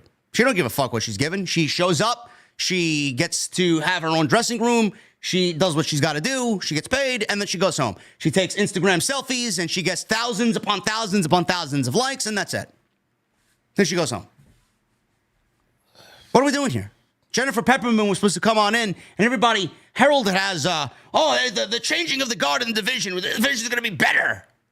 I don't see anything better whatsoever. In fact, the whole Statlander storyline is just so fucking mind-numbingly garbage that I'm sitting here weekly contemplating, how does anybody look at this and say it makes any sense? No. He probably has this feel like he has to go out and sign a new free agent to get some spark. You don't need anyone new. All you need to do is use the talent that you already have. That's all you need to do. Or hire some fucking writers that know how to write some compelling television. Yes, my God. I don't know. Has Jamie Hayter even had a confrontation with Mercedes yet? No. I don't know where Jamie Hayter's going, but if she's not in a major title program with some fucking story by the end of the year, I don't know what the fuck we're doing. Mariah May, she's not interested in Mariah May or Mercedes. She's more worried about Saraya. We had this woman being in a fatal four-way on Title Tuesday, and she chased fucking Penelope Ford to the back. Have we seen either of them on television since then? No. Still chasing her. Still chasing her. Where's she chasing her? Did they run to Chick-fil-A before the fucking the line got 18 cars deep? Fucking ridiculous, bro. They have catering in the back. What the fuck would they run to Chick-fil-A for? Come on, man. They're running around catering. Kip is on TV. Where's Penelope? Oh, I don't know, man. Renee's backstage with Private Party, who have also requested the Young Bucks to join them. Zay and Quen said that they were close to winning the titles and want another shot. Matthew says he's not wrong, saying that they were a mid-card act, but they pushed them to their limit. Nicholas then said, that doesn't work for us, brother. Literally. Literally. As that was their last tag team title shot. Bucks walked off. Stokely Hathaway strolls in and asks, why Zay and Quinn deserve another shot when they've been here since the Obama administration and suggest that next time they lose, Private Party should be done. Hathaway said everyone knows Quen. No, he didn't say Quen. He said Cassidy is the star of the team anyway as he walked off. And Zay says if that's what it takes, that's what it takes. So I guess they're breaking up next time they lose a tag team match is the vibe that a lot of people got here. This has fail written all over it. Failure. I mean, they are not ready to be tag team champions. And if they break, look, they're not ready to beat what they've already invested in the Young Bucks right now. It just makes no sense. And to break them up is just career suicide for them. That's just not going to happen. No, I don't think that's going to happen, nor do I think that should happen. Stokely is somehow, I would assume, with him being on camera with both of these guys, is going to be aligned with them eventually. I don't know. I would think so. But this is another one of those storylines where the AEW creative department have gone about this the entirely wrong way.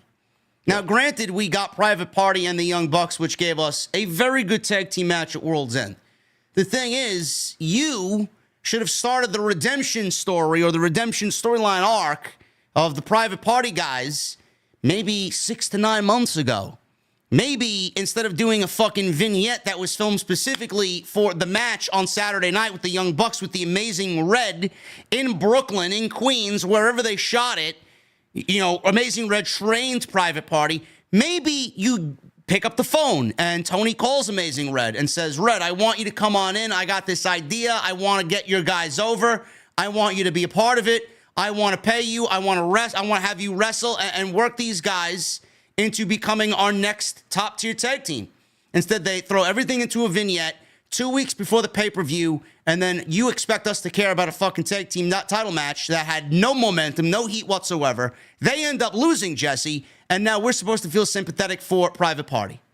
How does that work out that way? How does anybody expect, how does a storyteller, how does an audience expect us to care about Private Party? I don't really understand where they're going with this. It doesn't make sense. We don't care because why would we care? I mean, they have not given us a solid reason to be invested in Private Party. They have not. These guys can wrestle, absolutely. But along with everything else, man, we need a specific reason, something we can help relate to these guys, and we're just not getting it. I mean, are we going to rematch it? They're teasing the Outrunners, but they're not teasing them as far as doing anything as a tag team. I'm not invested. I don't care. I'm not gonna lie. I don't care. You don't care because they've been losers for 4 years, bro. They've been losers. I don't care. I do not want to see another Private Party and Young Bucks match. I do not. My God, what are we doing here, man? What is this level of storytelling? How do you expect me to care about these guys on your television show if everything is jammed into 2 fucking weeks? You got Amazing Red on your television in a vignette, and you don't think that it would be better for him to be with them on television? Nothing? Maybe Red didn't want to do it. I don't fucking know, but at least give me a fucking, give him a call. There's a story there, a good one, because I know it. I work with them. Yeah. God, man, this shit sucks. I'm sorry. The level of care in this company is at an all-time low. They don't care to produce weekly television that's engaging or interesting. They don't. It's awful. So when Private Party gets the rematch and wins the tag team championships, who's going to care, Jesse? Are they going to be a Private Party that's at full strength? Or are they going to be a Private Party that basically was given the rub because Tony thinks they've earned it after being there for 5 years? Does anybody matter? Does anybody feel for them emotionally? Nope. It feels like they're just going to lose that next match and then be taken off TV for a while. There you go. Just like everybody else. That's the vibe we get. Elite was backstage with Jack Perry, and they said they need to handle business before going out there tonight, as today is Kenny Omega's birthday. Happy birthday, Kenny Omega. So it's his birthday. Perry said he understands Omega has had 20 feet of his intestines removed after they laid him out. They showed a birthday cake saying, "Happy birthday, Kenny," on it until Perry dumps some intestines onto it. Okada said, "Happy birthday, bitch." As Perry tells Omega to get well soon or die, he doesn't care. Okada's been here for a half a year. This motherfucker's learned one word. Bitch. And it's getting over. Yep. It's more over than fucking Private Party are. Yeah. Yeah. It's more over than FTR. Wow. Moving on. Orange Cassidy, Kyle O'Reilly, and Rocky Romero against the Elite. Kazuchika Okada, Matthew, and Nicholas Jackson. I mean, who the fuck cares? I mean, honestly, what is this? Who cares about this? Genuinely, who out there fucking cares about it, man? The fat slob who's fucking stuffing his face with Doritos during this match that argues online about why JD from NY hates AEW. Oh man, this match is so great, man. I think Kyle O'Reilly is a fantastic pro wrestler. Get Kyle O'Reilly away from this fucking bullshit. Get Roderick Strong. Where's Roddy? Where's Roddy? Roddy hurt. Get Roddy and Kyle together as a tag team. Put this tag team in there against guys like the Outrunners.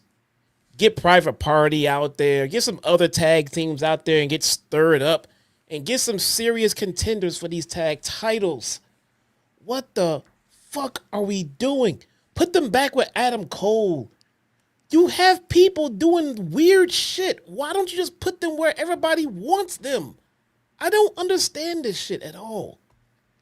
I don't fucking get this. I don't understand this. I really don't, man. I mean, this is what Tony Khan caters to, man. He's catering to the fucking guys who are sitting there with Dorito crumbs in between their fucking toenails and thinking that Conglomeration is exactly what AEW television needs, man. Who asked for Rocky Romero on the after all this that after all that happened at WrestleDream? What the fuck is Rocky Romero doing on television? This is what you fill your TV show with? The Conglomeration. I bet you these motherfuckers had t-shirts on. I bet you that hideous ass dog is selling more merch than the Conglomeration is. Probably. They actually printed up merch for the Conglomeration. Dad. Can you get me that shirt? The Orange Cassidy? No. The Swerve? No. The Conglomeration shirt. Oh, how could you, Chi-Town Slark? Tony Khan is a genius.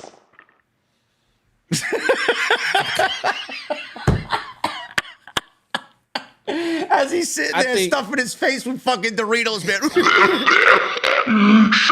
Slark, man, I think you suck, bro.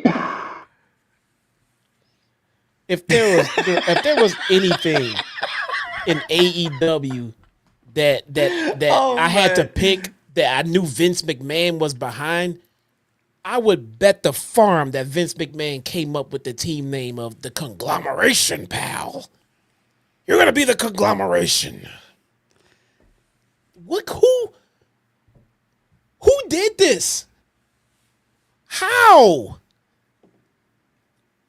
Oh my! I don't know, man. I really don't. Next. Who won? Does it matter? It ended in a fucking DQ. Fans lost. Yeah, the fans lost for sure. There was a winner and a loser. It wasn't to anybody in this match. The fans lost. So we get at the end of this match, the Bucks, they get in. O'Reilly was there. Super kick. Romero comes in with a spinning sliced bread. Matthew spiked Cassidy with a DDT. He went for an orange punch. Wheeler Yuta came out and hit a Busaiku knee on Orange Cassidy. Elite bailed to the ramp. Jon Moxley, Marina Shafir, Claudio Castagnoli, and Pac had a briefcase. Pac had a briefcase. This briefcase looked very, very small, very thin, but the contents of which Excalibur said the briefcase held the AEW World Championship. There is no fucking way. This little tiny ass briefcase that looked like something like a miniature fucking Lego character would have is out there holding the AEW title. What's in the fucking briefcase? There's no title in it. I don't know what the fuck was in there. Why are you adding more questions on top of questions that don't matter to the overall story? What's in the brief? Everyone's gonna be what's in the briefcase? Oh, the title's in the briefcase. No, it's not. You mean the AEW title that's fucking gargantuan in size fits in that briefcase? Maybe it's the same as the lockbox. Remember when Shane came back in Detroit and confronted Stephanie and Vince? Shane said, remember, you don't want me revealing what's in the lockbox. And good thing, because they never did. Jason Barker with a $5 super chat says, PW Insiders Mike Johnson said that The Rock might be wrestling John Cena on the Netflix Raw premiere. Why? That would be harmless, except they got The Rock intertwined in bloodline shit, though. Why don't they do Rock and why don't they do Punk and Cena? That would make a little bit more sense. Punk and Cena could be harmless. But yeah, if The Rock wasn't involved in bloodline story, then it would be harm. But yeah, you can't. I don't know if you can do that now because Brock is intertwined in the top storyline in the company. That's right. Don't touch my Pepsi says it's like Eric Rowan's Spider. Yeah. Yeah. That Spider. Yeah. I saw an interview with Rowan after the fact. He said they never had an exit strategy for that fucking thing. Man. Of course they did. They never had an exit strategy for that fucking. That same mentality exists in AEW. They never have an exit strategy for any story that they tell on television. It just it goes and then it's dropped. It goes nowhere. Exit strategy. They just do stuff. They just do. We got the Blackpool Combat Club out here, and the conglomeration is being swarmed 4-on-1. Top Flight and Action Andretti are out there. Oh man, you know this is what boggles my mind, man. And you could sit there and be, oh, JD's being nitpicky, whatever the fuck you want to go out there and cry about, whatever I said on the show, whatever Jesse said on the show, but. In my mind, when I'm sitting at the writer's desk with the rest of these fucking absolute amateurs at their job, you know, they're like, oh, hey, Tony, how about we get Top Flight out there? I think Action Andretti and Dante and Darius out there, man. Yeah, let's have them get into a big brawl with the Blackpool Combat Club. But then Tony thinks, well, they're not brawlers. Let's go out there and have them do high-flying springboards and fucking leaping hurricanranas out. I mean, what? Like, this is a Pier 6 brawl. These guys are out there fucking throwing fists. These guys are out there fucking stomping away, bloodshed. You're out there doing fucking 630 spins and fucking somersaults and reverse ranas out. What the fuck is going on here, man? It's supposed to be a fight. Like, so it's almost like they recreated a scene from Mighty Morphin Power Rangers, man. Remember how that's how they fight. Remember how the Rangers used to show up on screen and then all of a sudden the putties come out of nowhere and they they dive into the fucking exactly. They dive into the scene and all they do is they just roll around and pop up. Exactly. Whatever I would fucking imagine sound they used to make, man.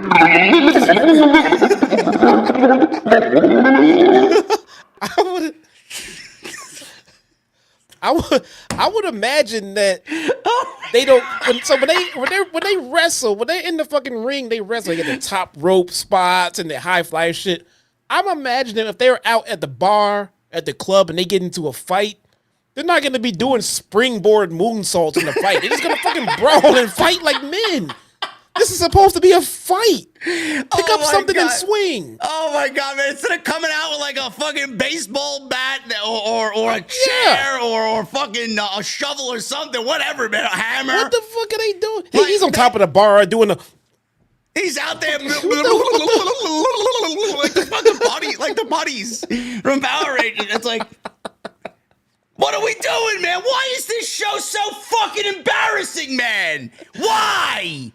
How do I don't even work for a wrestling company in a creative way. Why is it so easy for me to say what is wrong so fucking quickly, man? I don't get it.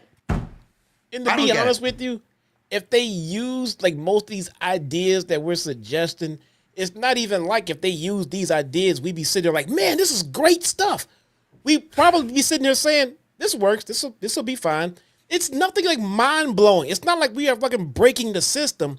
It's just this stuff would have been better than what they gave us. That's all we're fucking saying. This stuff is bare minimum. So, I mean, come on, man. Like Lord Zed in the Power Rangers. Send the putty. Like, Send the putties. The putties. They were called the putties, weren't they? yes, they were called the putties. They were called the fucking putties. They were dressed as hologram. And every time they fought, they had to do motions with their hands. Oh, we're gonna kick your fucking asses. This is fucking sad. Top flights out there, Action and Dread, they're doing fucking silly dives and moonsaults. And then all of a sudden, they get taken out. The Elite continue to watch all of this happen in the aisleway. They don't do anything. The Dark Order runs out. Alex Reynolds runs by them and looks at them like, what the fuck you guys doing out here, man? Get in there and save us. Help us. Dark Order runs out. They get their asses handed to them. Jack Perry was out. He brought the Elite to the back. And Castagnoli took Alex Reynolds' belt off. And Marie Shafir started choking him out against the ring post before getting the ring step slammed into his midsection. Moxley said, if you're involved in any way, shape, or form with All Elite Wrestling, you are going to be under attack. If you don't like it, this is the cost of doing business. The Blackpool Combat Club left with the crowd as Danny Garcia, Private Party, Christopher Daniels are all out there helping everyone that was down and laid out. Nigel McGuinness said, while he doesn't support the Elite not doing anything, smarter minds prevailed tonight because they didn't end up like everybody else. So they're pussies. So they're watching. So basically, they're watching their company get taken over by a rebel group led by Jon Moxley, and they don't give a shit about what happens. So man, this is their like agenda. Their agenda was to take over the fucking company. This is like a take on real life, bro. They genuinely don't care about what's going on. It's almost as if they booked this into being a shoot. They don't care what happens, man. They don't care who takes over AEW as long as they're making some money and they get fucking a very, very lazy and lackadaisical schedule. Man, God, it's like if Roman came out and said, "I'm the tribal chief around here," and then Solo came and said, "No, I'm the tribal chief," and then Roman was like, "Oh, okay, well, never mind then. Okay, I'll just leave." That was the Bucks' whole thing. They were gonna do the hostile fucking takeover and make shit right, and then somebody else is doing it, and they're okay with it. That's fine. You guys can do it then. They killed the owner of the company. So let me get this straight. You creative geniuses out there in AEW, you're expecting me to find some and muster up emotional investment in Private Party, in Top Flight, and Dark Order. Is that what we're going for here? This is your NWO angle, right? All the sickos online. This is their NWO angle, JD. Really, man? It's a far cry from Sting. It's a far cry from Macho Man Randy Savage. It's a far cry from Lex Luger. What are we doing? It's like the WCW ninjas came out to fight the NWO. Yes, there were ninjas in WCW. It's unbelievable. It's like you got Kai and Tai out there fucking wrestling back Blackpool Combat Club. The fuck are we doing? The oddities. They got the oddities out there. Yeah. Taking on DX. Yeah. Who's going to stop DX? They're running roughshod. Here come the oddities. Cartman doll. There's nobody of a major status in this company that cares about AEW and the well-being of AEW. It's got to be Dark Order. Like, I get it. They got to go through the lower rung, the people that support and fucking raise the flag of AEW. I get it, but it's like me. What's a good example? It's like Lord of the Rings. It's like they sent all the fucking D-list guys out there on the battlefield, and then they get trampled over, and then you got your commanders, and then your generals, and then your lieutenants. Like, are we going in order of lower to most important, or what the fuck's going on here? I don't get it. I don't really. It's like us playing Destiny 2. It's like we got the lower red bar guys, and then an orange health guy, and then a yellow bar guy, and then the boss. Like, what are we doing? No, you sent a brand new account in to go to try to kill the witness in the raid. That's what you did. You got the witness out there taking over the whole goddamn landscape, and you sent 5 or 6 noobs who's never played the game before and said, go kill the witness. It's like going to a fucking concert and you get like 3 opening acts before you get to the main event. 3 opening acts leveling up each time. I don't know who the fuck these people are, man. Just give me the main event already. I don't understand it. Who is enjoying this coming out of Wrestle? This is the direction that they needed to go in, according to you. No, they needed to be explosive. Like we said in the outset, we needed to hear from Danny Garcia. We needed to hear from Hook. We needed to hear from Private Party in regards to this. We need to hear from Darby, who wasn't on the show tonight. Nothing. No emotion about what they just witnessed with Bryan Danielson being stretchered out of the building on Saturday night. Nothing. Yet you want me to buy into Dark Order. Yeah. Absolute failure. Fucking bombed. This is not the way to get people invested in your big storyline. Shelton Benjamin. Looked awesome. He looked great. Lio Rush, Shelton Benjamin, one-on-one. Not going to go over the whole thing. I don't know why it went as long as it did. I mean, Lio Rush got more offense in this match than he did against Jack Perry when he wrestled Jack Perry for the TNT title a couple weeks ago on Collision.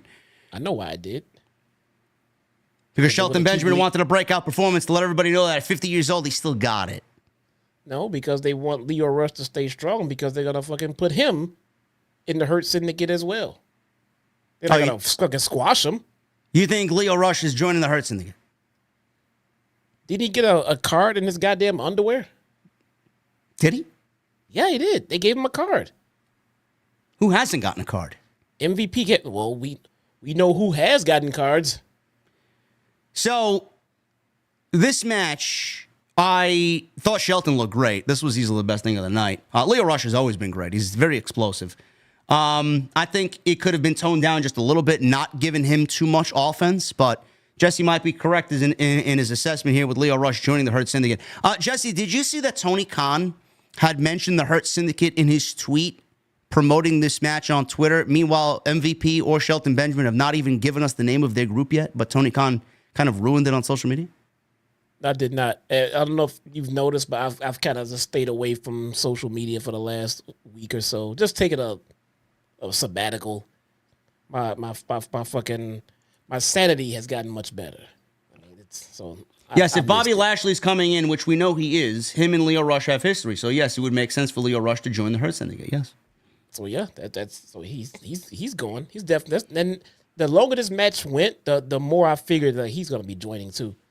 First off, he's black, so I know he'll be joining. But then they gave him the card. Okay, he gave him a card too. The match went forever. They don't want to squash the guy. He's going to be in the fucking crew. Yes, so Mr. Noob says there's a certain characteristic of people who got cards. Yes. Yes, there is. They got they got what? They get Shelton and Swerve. I don't see Swerve losing that one, but I think that's also where we get Bobby Lashley too. So during the break here, Rush was absolutely launched over the floor or over the ropes to the floor. He managed to come back, hit a low bounce back stunner, which he's known to do. Benjamin was sent outside. Rush followed with multiple low dives. Very nice suicide dive through the bottom rope. The low dive it was. Back inside, Rush leapt up with a cutter before heading up top rope. Rolled through a frog splash. Benjamin fired up a spinning back kick. Rush flipped out of a T-bone, spun in for an enziguri, hits a spinning DDT, which spiked Shelton for a 2. Rush took too long to go up to the top rope again, allowing Benjamin to scale the ropes, and he hit a big suplex. Crowd pop for it. Release German led to another, and a super kick, which connected flush. Awkward-looking pop-up flatliner, which looked sloppy. And then that led to an exploder suplex for the 1, 2, 3, and MVP gave his business card to Rush post-match. MVP said Rush opened his mouth, so Benjamin made it a point to close it. MVP says he can't make a better statement than what Benjamin just did, but will say Swerve Strickland, he knows he's watching. Swerve needs to reconsider his position as this is his future. MVP says they need to finish what they started at WrestleDream with Shelton Benjamin, which then we get the match signed for Fright Night Dynamite in 2 weeks. It will be Shelton Benjamin versus Swerve Strickland on Dynamite in 2 weeks. It'll be a damn good match. It's going to be a good one. First and foremost, I think we either don't get a winner, or Shelton Benjamin gets his first L, and we get a Bobby Lashley appearance too. Possibly. Renee was backstage with Swerve. He was in the building tonight. He didn't want to go out there, I guess. He didn't care about the company being taken over. No, he didn't care about Moxley at all. No. Okay, all right. Now, Swerve says it was impressive what Benjamin did to Leo. Strickland accepts the challenge anywhere. Make it happen. Strickland tells Benjamin not to fail when coming at him, and then asks the crowd, whose house? The Dark Order's house, apparently. Yeah. I'm looking at the fucking clip of John Silver running after fucking the truck. So garbage. So fucking stupid. Don Callis family conference. Tony Schiavone's in the ring. Special press conference has been called. Don Callis is out there. He walks out there with Lance Archer and Kyle Fletcher and also Brian Cage, who is the new Ring of Honor TV champion. Man, where did Brian Cage come from, man? Why has he joined the Don Callis family? Where was that explanation? Maybe he was a free agent pickup since he got the trade for Archer, so he did a waivers pickup for Brian Cage. I don't fucking know, man. I can't wait for some AEW tribalist to come up with some random statistic as to why Brian Cage was in the Don Callis family, or, well, he teamed with the Don Callis family back in November of 2023, JD. Oh, yeah? Then why wasn't Brian Cage on television portrayed next to the Don Callis family in all 2024 is what I want to know. Give me a break.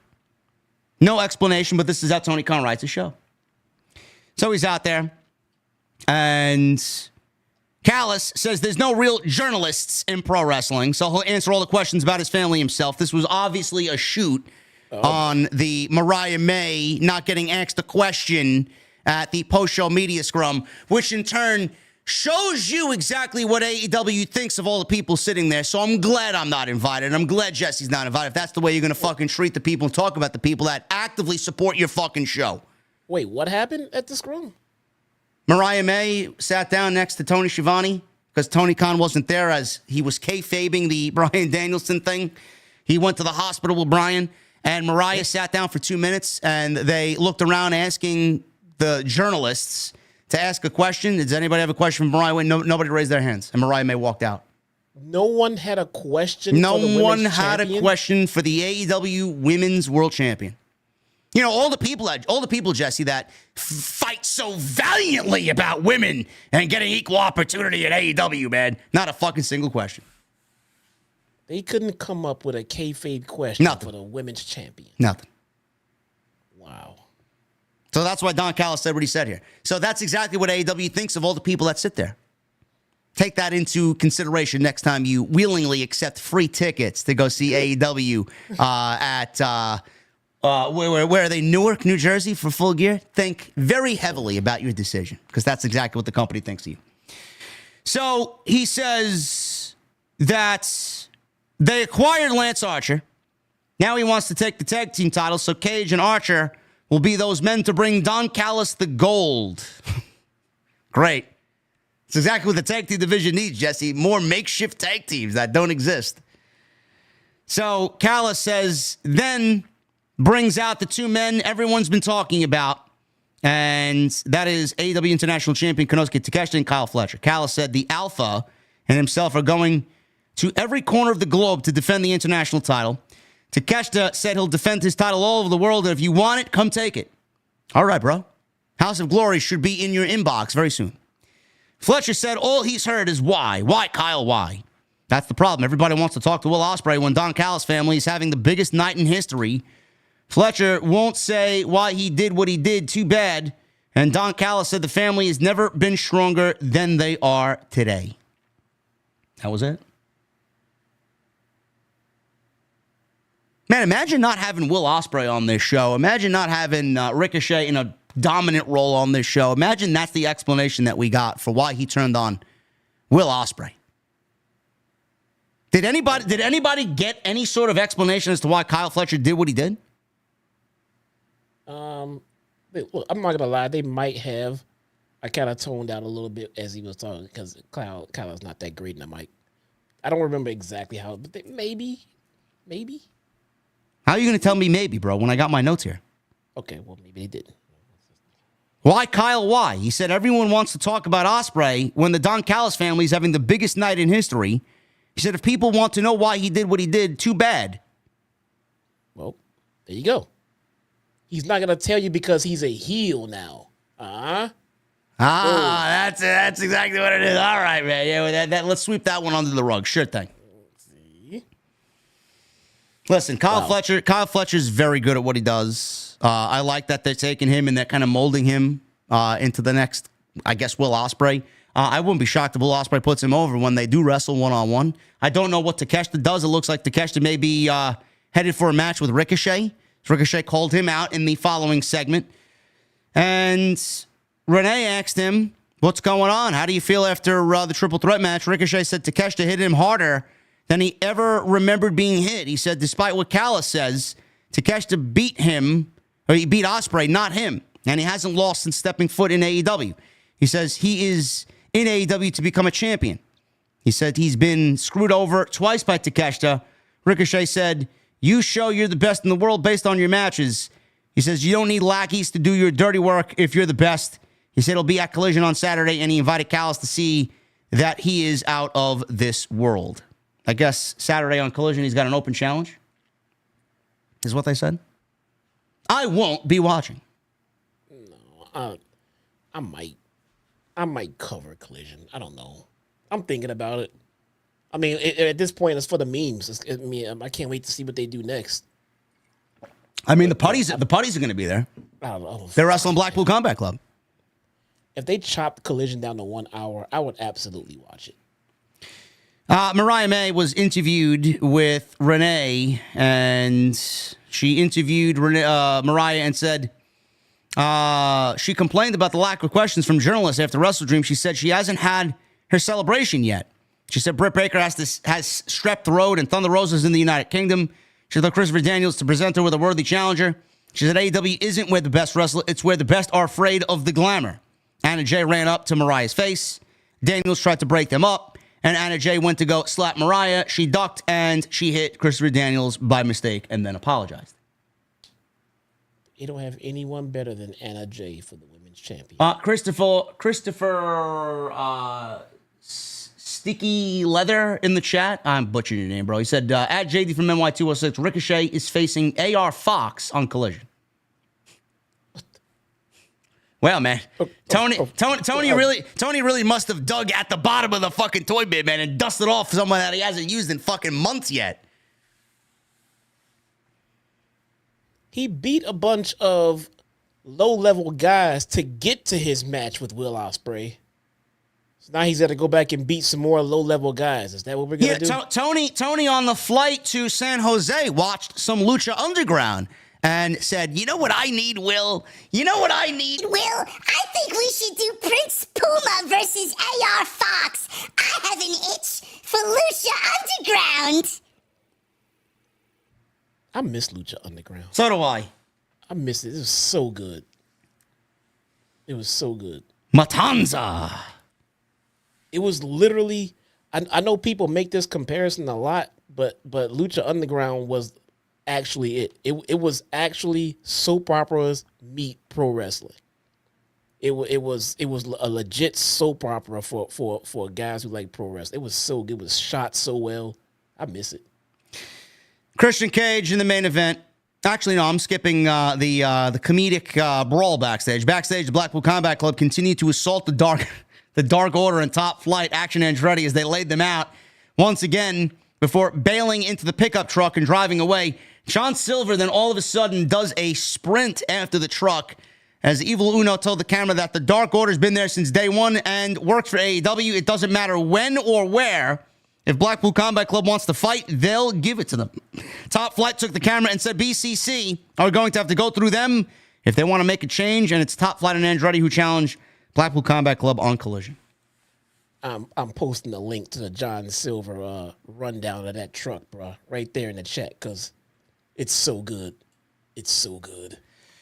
Main event, Christian Cage with Nick and Mother Wayne against Switchblade Jay White with the Bang Bang Gang. Match was okay. I found myself to be pretty bored during this, and things didn't really get going until we actually got the overrun when Kip Sabian and Adam Page looked like they missed their spots. I don't know what had happened here. This was very clunky. I don't know what happened.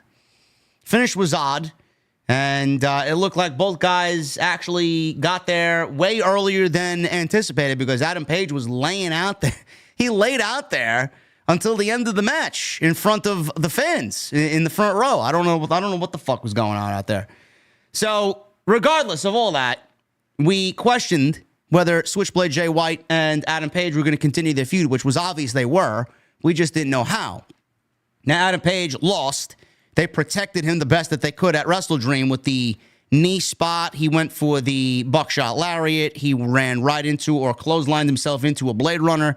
And then Jay White got the victory. We both thought, and Jason as well on TNT thought that, Adam Page really shouldn't be losing coming out of a hellacious match where he just beat Swerve Strickland in a steel cage match that was unsanctioned. I didn't really like him losing. Nope. So Jay White also needed a win too because he was missing for 94 days. So they booked themselves into a fucking corner.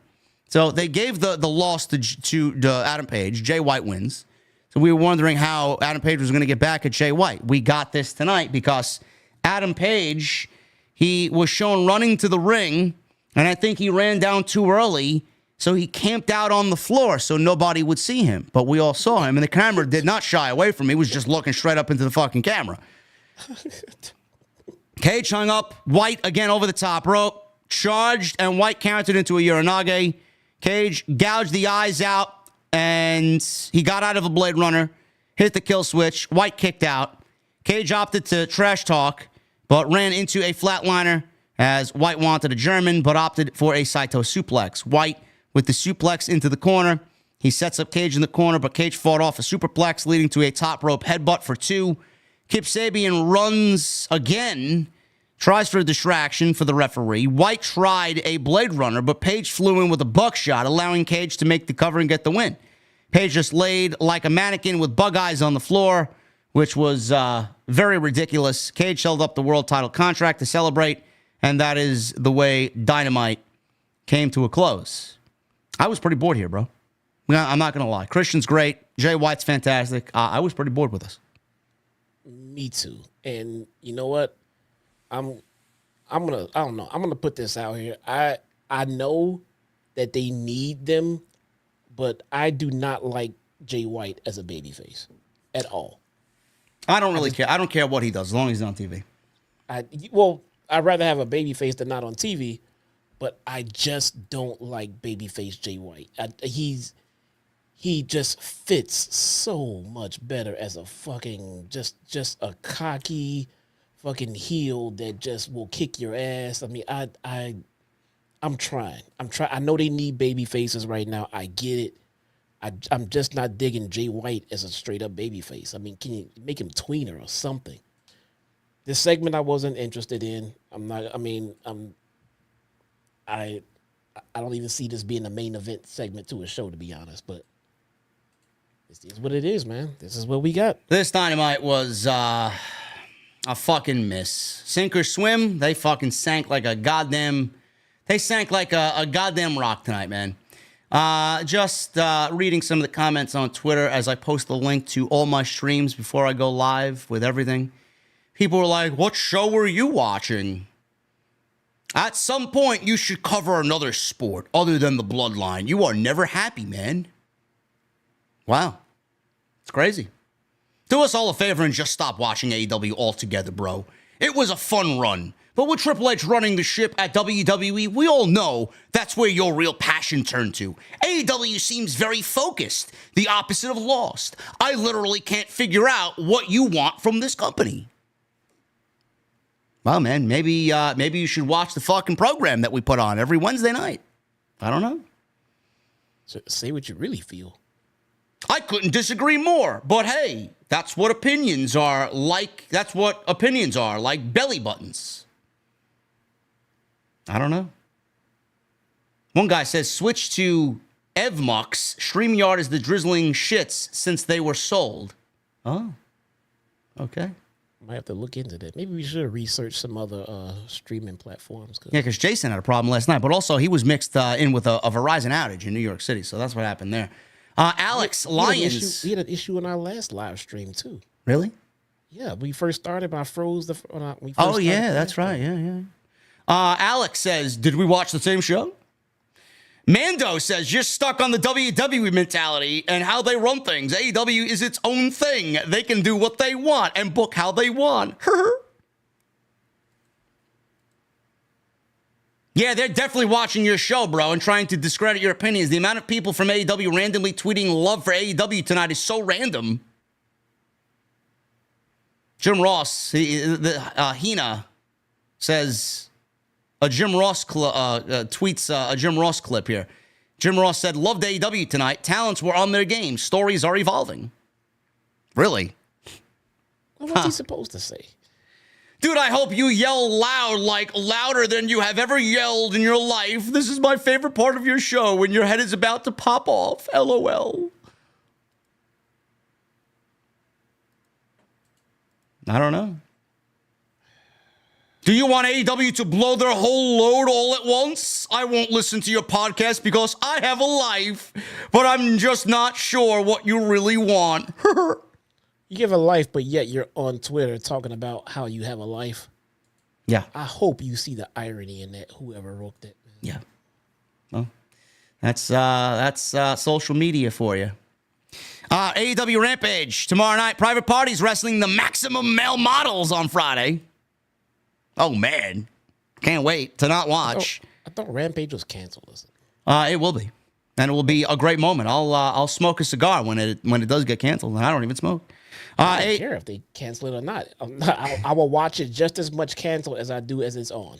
AEW Collision and Battle of the Belts apparently on Saturday night, bro. You got 3 hours of AEW, man. Oh, boy. Right, then I ain't, nope, forget it. Forget what I said earlier. I ain't covering that shit.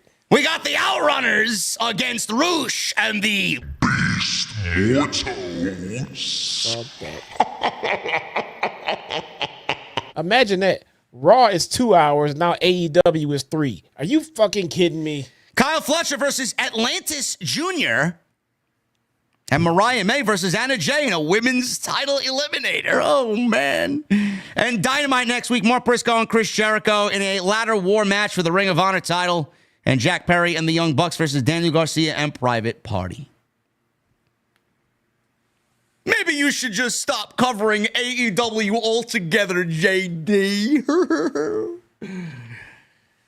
Oh, man. Let's get through these super chats and get the fuck out of here, man. Holy shit. Thank you guys for joining me tonight. Hopefully you enjoyed yourself. I know I did. Oh, yeah. We had 2,700 people in here. I had a lot more fun here than I did watching the show. There you go. Which is usually the case. Yeah. Thank you guys very much. Make sure you guys hit that thumbs up. Really appreciate it. We got another 200 likes for 1,000. If we could get as close to 1,000 as possible, that would really be great. Helps me out tremendously. But depending on who you are, man, if you're an AEW elitist, you might not want to help us out. But you know what? Every time you hit the thumbs down, it helps me out. So go ahead. JD, you should start covering TNA. Why should I do that? Ice, rain. When WWE purges them of all their talent, there will be no TNA. Yes, I will cover it when Scott D'Amore goes back. By the way, Scott D'Amore and Maple Leaf Pro have a wrestling show this weekend on Saturday and Sunday. I think I will be tuning in. If anything, if I'm around this weekend, I would do a review of it. Honestly, hey man, Scott D'Amore knows how to book a goddamn show. I might have to do that. I got some family obligation to take care of this weekend, man. It's like, fuck. That's what it is. Stupid family. Stupid family. Michelle with a $2 super chat. If Mox is the boss, please fire the learning tree. Yeah. Easy. 21 months. Hey, JD and Jesse, who do you think is the biggest flop? Jade Cargill or Mercedes Moné, seeing both were supposed to be game changers in their companies? Mercedes is the bigger flop. I don't think they expected Jade to be a game changer. No. They knew they had a project to work with. Yeah. Mercedes is the bigger flop. Yeah. Sinister with a 2. What if Kenny Omega is the higher power for BCC? No. No, he's not. The Young Bucks are intentionally holding those titles so that they can defend them against Kenny and Kota Ibushi when they come back. Michelle with a 5. Mox's actions feel like the NWO invasion with the Blackpool Combat Club is the NWO and Darby is Sting. Has promise if done right, but do the Elite get involved somehow? Well, I mean, I don't know. Do you want them involved? I know I don't. Does it make sense for them to be involved? Yes, it is their company. They are the EVPs. I don't know. But why are we rehashing something that worked in WCW and clearly is not going to be the same with the talent that they're using in AEW?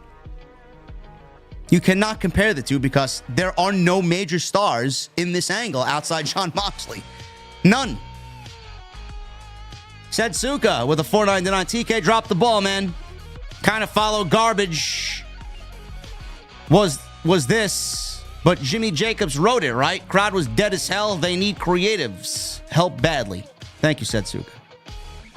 Sidro with a $2 super chat and a $2 super chat and a $5 super chat.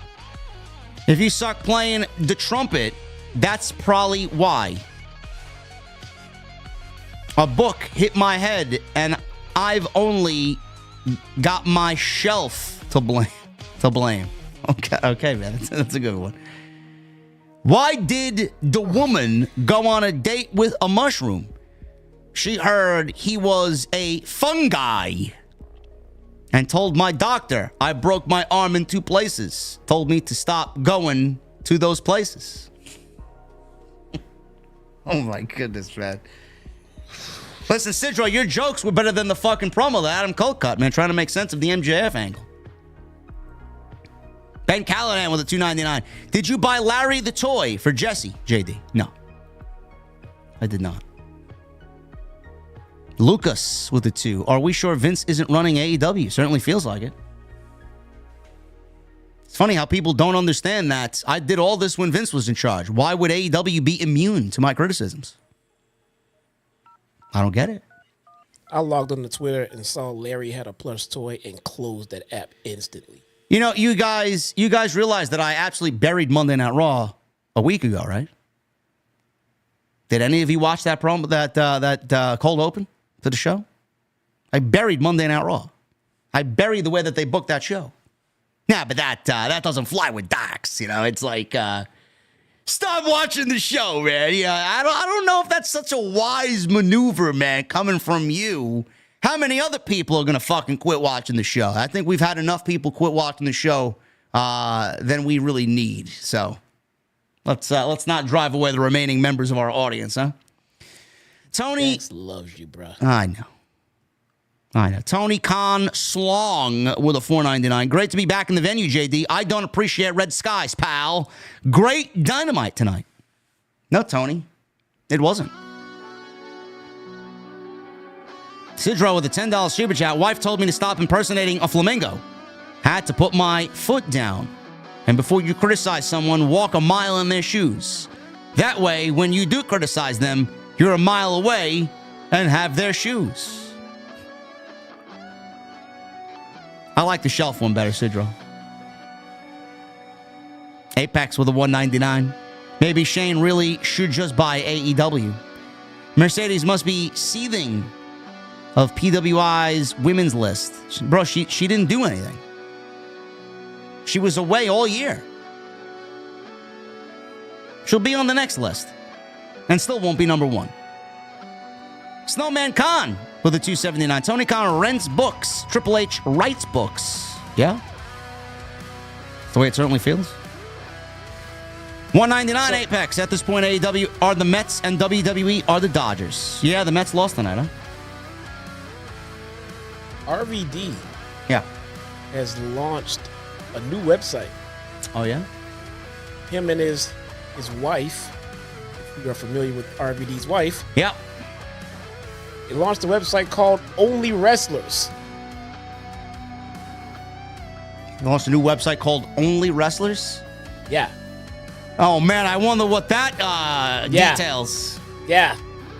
It's a spin of another sort of website. Oh, my goodness. Is it just going to be those two? Well, I'm looking at the I don't know about if it's just those two or if it's something that all wrestlers can go to do their content. I don't know. I don't know. We'll see. Good for him though. Any way he can make his money, good for him. But isn't this why they wanted to keep China out of the Hall of Fame? Porno? Yeah. Yeah. Okay. Apex, thank you, brother. Best in the world, Matt, with a $5 super chat. JD and Jesse, thanks for saving me from the effort of watching AEW. Keep up the great work as always, and screw the haters. Thank you, Matt. Appreciate you, brother. Paul Van Tassel with 46 months. Yesterday, my mom and two of my sisters moved into their new home. Paul, congratulations, brother. That is always a very stressful thing to do, man. Yes, they fired Mandy Rose over it. Yes. Yep. They did. Terrible decision. RVD is welcome back into the company, though. Yeah. Sidro with a 5 was at the park wondering why this frisbee kept getting bigger, but then it hit me. This frisbee needs to hit TK and knock some screws in the right place. Yeah, man, give me, man. I got some good aim. I'll do it. Man of 1,005 holds. $5 super chat. It sucks to see what AEW has become now. I don't know why I watch. I do like everyone being back, but something is still missing. AEW needs some Blue Chew. Yeah. They certainly do. Even that is not enough. El Mase with 15 months. Dax is upset that JD has Ohio. What the hell is this? Ski Beatty? Guyot? While Dax has El Riz and Aura and negative hairline. Bro, listen, man. I don't know what the fuck these words mean, man. I am not a youngin', okay? What the fuck? I don't know what any of these words mean, man. I'm old. Hollywood Eric with 18 months. 18 months as a member of the OTS family. Thank you for being the best in the IWC. Taco King and my tribal chief, I acknowledge you both. Fuck Dax. OTS for life. No, we love Dax. We love Dax. Tony Craig with a $2 super chat. I had a colonoscopy. More fun than tonight's AEW. Myth. That's brutal, man. Brutal. Shamworld with a 5. This Moxley takeover, the company story progression is going so damn slow that I've lost interest. All this shit for Shane McMahon can't be. Who cares? Yeah. Need long-term storytelling. Long-term booking, bro. This is taking too long. What the fuck do people want? See, I can't say that. If they wait till World's End, fine. I just need to be interested for the next 8 weeks. Yeah, exactly. Sidro with a $2 super chat. AEW, a sinking ship that makes the Titanic jealous. Is it that bad? I wouldn't go that far. Company is not sinking, just the creative. Apex, careful, JD. Dax will bloviate on X at you again. Will he? I don't want Dax to bloviate anything next to me.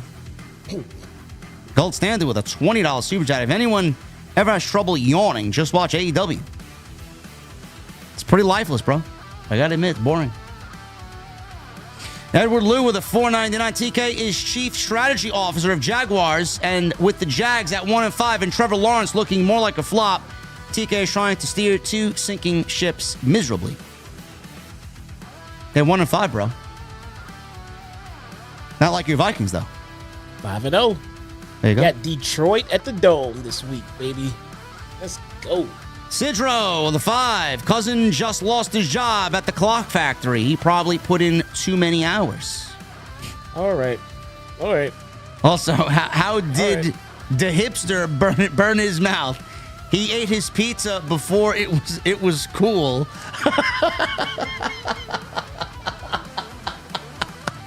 Oh, man. All right, Sidro, I'll give you that one, man. I'll give you that one. No, we're not giving that one to Sidro, no. Mr. T Bringer with a $1.99. These sickos can't be real people, I swear. No, they're not. They're fucking bots. Bring it. Billy, thank you again, brother, for the $100 super chat. Sidro with a 5. Why do bananas never get lonely? Because they hang out in bunches. Also, why couldn't the blonde count to 70? Because at 69, it's a bit of a mouthful. Okay. All right. I think you finally got one. Oh, my goodness, man. I think you finally got a good one there.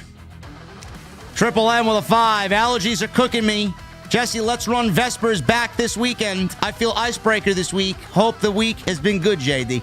Brother, I need to run it. So whenever you guys are running it, I need to run it.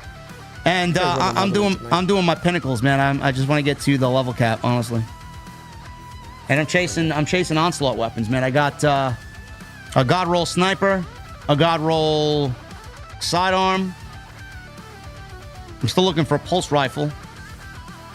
And the grenade launcher. I got a hand cannon. I got the grenade launcher too. The other one, liturgy. Yeah.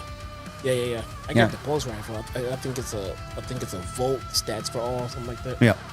I got that one. I got a nice little. I got a dungeon auto rifle. Oh, nice. With the new volt shot, not the. Oh, okay. Jolting feedback. Yeah. Pretty good. Johnny with 17 months. He says, "Woo! Thank you, Johnny." Blake Meads with a $9.99. Tony Khan's booking is approaching 2010 TNA Impact levels of bad. I feel so bad for these wrestlers. They deserve so much better than the disjointed crap that Tony makes them do on this show. Yeah, you know what, Blake? Nobody's going to see it. Like, the smart people are going to see it. People like us are going to see it. You know, everybody else is blinded to whatever Tony's doing. He feeds them slop and they just eat it, no matter what. He's a genius, according to these people. Keith Hobson with a 10 reminds me of an episode of Seinfeld, a show about nothing. Yeah. And maybe his inspiration. Hey, Seinfeld was an interesting show. Seinfeld was great, though. Yeah. Mr. Premium 2002, $4.99. Going to Dynamite next week should be interesting. Also seems like Adam Cole didn't care to mention Wardlow in his promo either. Stay well, guys. Yeah. Yeah, we call that out. I mean, does AEW give a shit about Wardlow? Why would Adam Cole give a shit about Wardlow? Nope. Brian Owens with 19 months. I had a gut feeling that Orange or Darby will be playing the stink part in this Moxley and Blackpool Combat Club takeover. Bro, if Tony Khan is booking, I'm telling you this right now, if Tony Khan is booking Orange Cassidy as Sting to take the title from Jon Moxley, this company will die. Nobody will watch anymore. No. Jim Cornette will have his greatest content ever if Orange Cassidy is the AEW World Champion. No, you have a much better shot of getting away with that with Darby. Yeah. Yeah, absolutely. Everybody, pretty much everybody loves Darby. Everybody would agree though that it's too soon to crown him just yet. I mean, the guy, you've got forever with him. Yeah. You know, just take some time, man. Mr. Premium, $4.99. Does Samoa Joe come back next week to prevent interference from the learning tree during the ladder match? I don't know. If Joe comes back, I don't want him anywhere fucking near the goddamn. I don't know why we don't put Joe in a tag team with Hook. I don't. Yes. Easy. Jason Barker with a $10 super chat. AR Fox versus Ricochet on Collision this week. What the fuck? Ricochet has already been fumbled. Certainly feels like it. That's his boy, man. Demeter Bullion, Triple H versus Duke Denny. Oh, Nana with a $7.99. JD and Jessai. Nana says hi. And so do I. You a great guy. I cannot lie. Did you see American Pie? Do you like Dakota Kai? CM Funky Junkie says hi. I'm so fried. That's a shoot. Yeah. That is a shoot. That is absolutely a shoot. Absolutely. I'm looking for a fucking tune to play. Jason Barker with the $5 super chat. PW Insider Mike Johnson said The Rock might be wrestling John Cena on Netflix. Thank you, brother. Jedi Joke with a 5. JD Terrifier is a gruesome horror movie series with Art the Clown. Think of Michael Myers meets Pennywise, but more fucked up. Good movies, though. Yeah, not for me. I like Steve. Mason the Legend with a $1.99. God, this company sucks. Josh Ashley with a 36 months. Thank you, Josh. David with a $4.99. Maybe just me, but still waiting to see what's so special about Okada. In my opinion, he's not presented as interesting in his comedy segments. They've gotten old. Yeah, I think the New Japan elitists and tribalists are probably pulling their hair out, man, about what Tony Khan has done with Okada. But Okada's going to do what Okada wants to do. He's happy. Who's to say anything, you know? Gary McGongill with a 7 months. Big up, the boss of the IWC. Can I get a, what the fuck are you drinking, Gary? Found out Liquid Death, or finally found Liquid Death in Glasgow. Loving it. You guys are the goats. Yeah, bro. I got mine. Look. Every night, bro. I don't get Liquid Death. I love it. Like, water is just better than me. Mason the Legend with a 199. I guess I'm on the Don Callis family?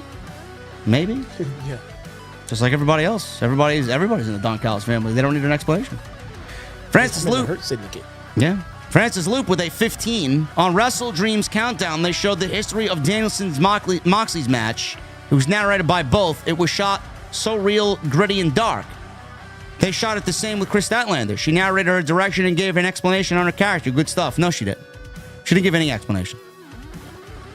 It seems like they're building to Statlander and Camille match first. That better be on Dynamite. And Tony Storm is number 1 in the PWI Top 250. He also says, I think Hangman should be the one to beat Moxley. He's the top babyface and true AEW original.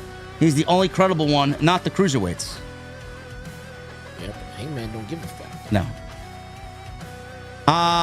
Don Parker with the $5 super chat. Have to say the story of Hologram was hilarious. Shout out to JD and Jesse for always having an excellent conversation on AEW. OTS for life. Thank you, Don. Francis Lou with a 5. And Willow is number 8. Mariah is number 9. Athena is number 10. That's because of what they did, the matches they were in, and the quality of opponents. They deserve it. It's a mark list, bro. It's all kayfabe. Bradley Xavier with a $2 super chat. What is the deal with Malachi? I loved his debut. Tony doesn't give a shit. Tony forgot he actually works there. That guy could be the star. How is Malachi not the star of the company by now? I don't know. Don Park with a $5 super chat. My bad joke. Why can't eggs tell each other jokes? Because they will crack each other up. Bro, where are you guys getting these jokes, man? Is there like a book that you find waiting at checkout at the supermarket that's got like terrible jokes in it? Tony Khan Slong with a $9.99. In the land of hot takes, JD from NY roams with passion for wrestling. He calls it like home. His rants that make us laugh sometimes shed a tear in a world of the ring. He's the voice. We all cheer, pal. Yeah, if Tony Khan only really thought that. He doesn't. They think I'm the enemy now. Gary Sphere with a 5. Worst follow-up. Rock appearing in Bad Blood with no follow-up on SmackDown, or the Blackpool Combat Club beating up nobodies after ending Bryan. Both pretty bad. Gary. The Rock does what The Rock wants to do, bro. I think your comparison is null and void, bro. Rock is not showing up on SmackDown. Francis Loop with a $5 super chat. I think Hangman, we just read that one. And Riley Acree with a $4.99. I only watch your show for AEW. I can't sit through the 2 hours anymore. I tried the first few years, but I'm tired of things not making sense. Yeah, me too, bro. Me too. That's all we got for you. Follow me in my channel. I think I'm gonna do a live tomorrow. Probably tomorrow afternoon. There you go. I should have some content up too. We got some Brock Lesnar news. We got some news. You guys are gonna get an extra tomorrow, so look forward to that. You're gonna be covering Collision? No? 3 hours? Yes? Maybe? We'll see. Sorry for the hiccup, guys, with Jesse's camera. It was not his fault. It's StreamYard, clearly, because nothing else happened since then, so it is what it is. I didn't even know StreamYard was sold, honestly. Who bought it? Hopefully Elon. Elon. He did such a great job with Twitter. Elon, man. Twitter is a fucking wild, wild west, man. Anything can be said on Twitter. Clusterfuck. Unbelievable. Thank you guys very much for all your support, man. Appreciate you guys very much. Follow me on social media at JD from NY206. Twitter, Instagram, TikTok, and Cameo. Follow Jesse on socials as well and on YouTube. Click his name down in the description. It'll take you right to his YouTube channel. And please go subscribe over there. Go and check out all the content on the channel. There's plenty of it on my end. Jesse's going to have some content up this week as well. Tuesday Night Titans with the Solid Monster. Episode 69 is up now. Great discussion last night. I was live from Monday Night Raw, which was a dud of a show because it was taped, as the WWE is in the United Kingdom. And anything else that you might have missed? WrestleDream. 50,000 views on the WrestleDream post that we did on Saturday, man. Great discussion there. So go check that stuff out. All on the homepage. Continue to hit that thumbs up. And please make sure you guys hit that subscribe button down to this channel down below. And please turn on the bell for all notifications. Guys, I'm going to get out of here. I'll see you tomorrow with some extra. And the next time you see me live will not be Friday because I will be at House of Glory with Solid Monster. So I will probably be back live with you guys on Monday for Monday Night Raw. But I'm going to get content up for you guys during the rest of the week, guys. I'll see you guys later.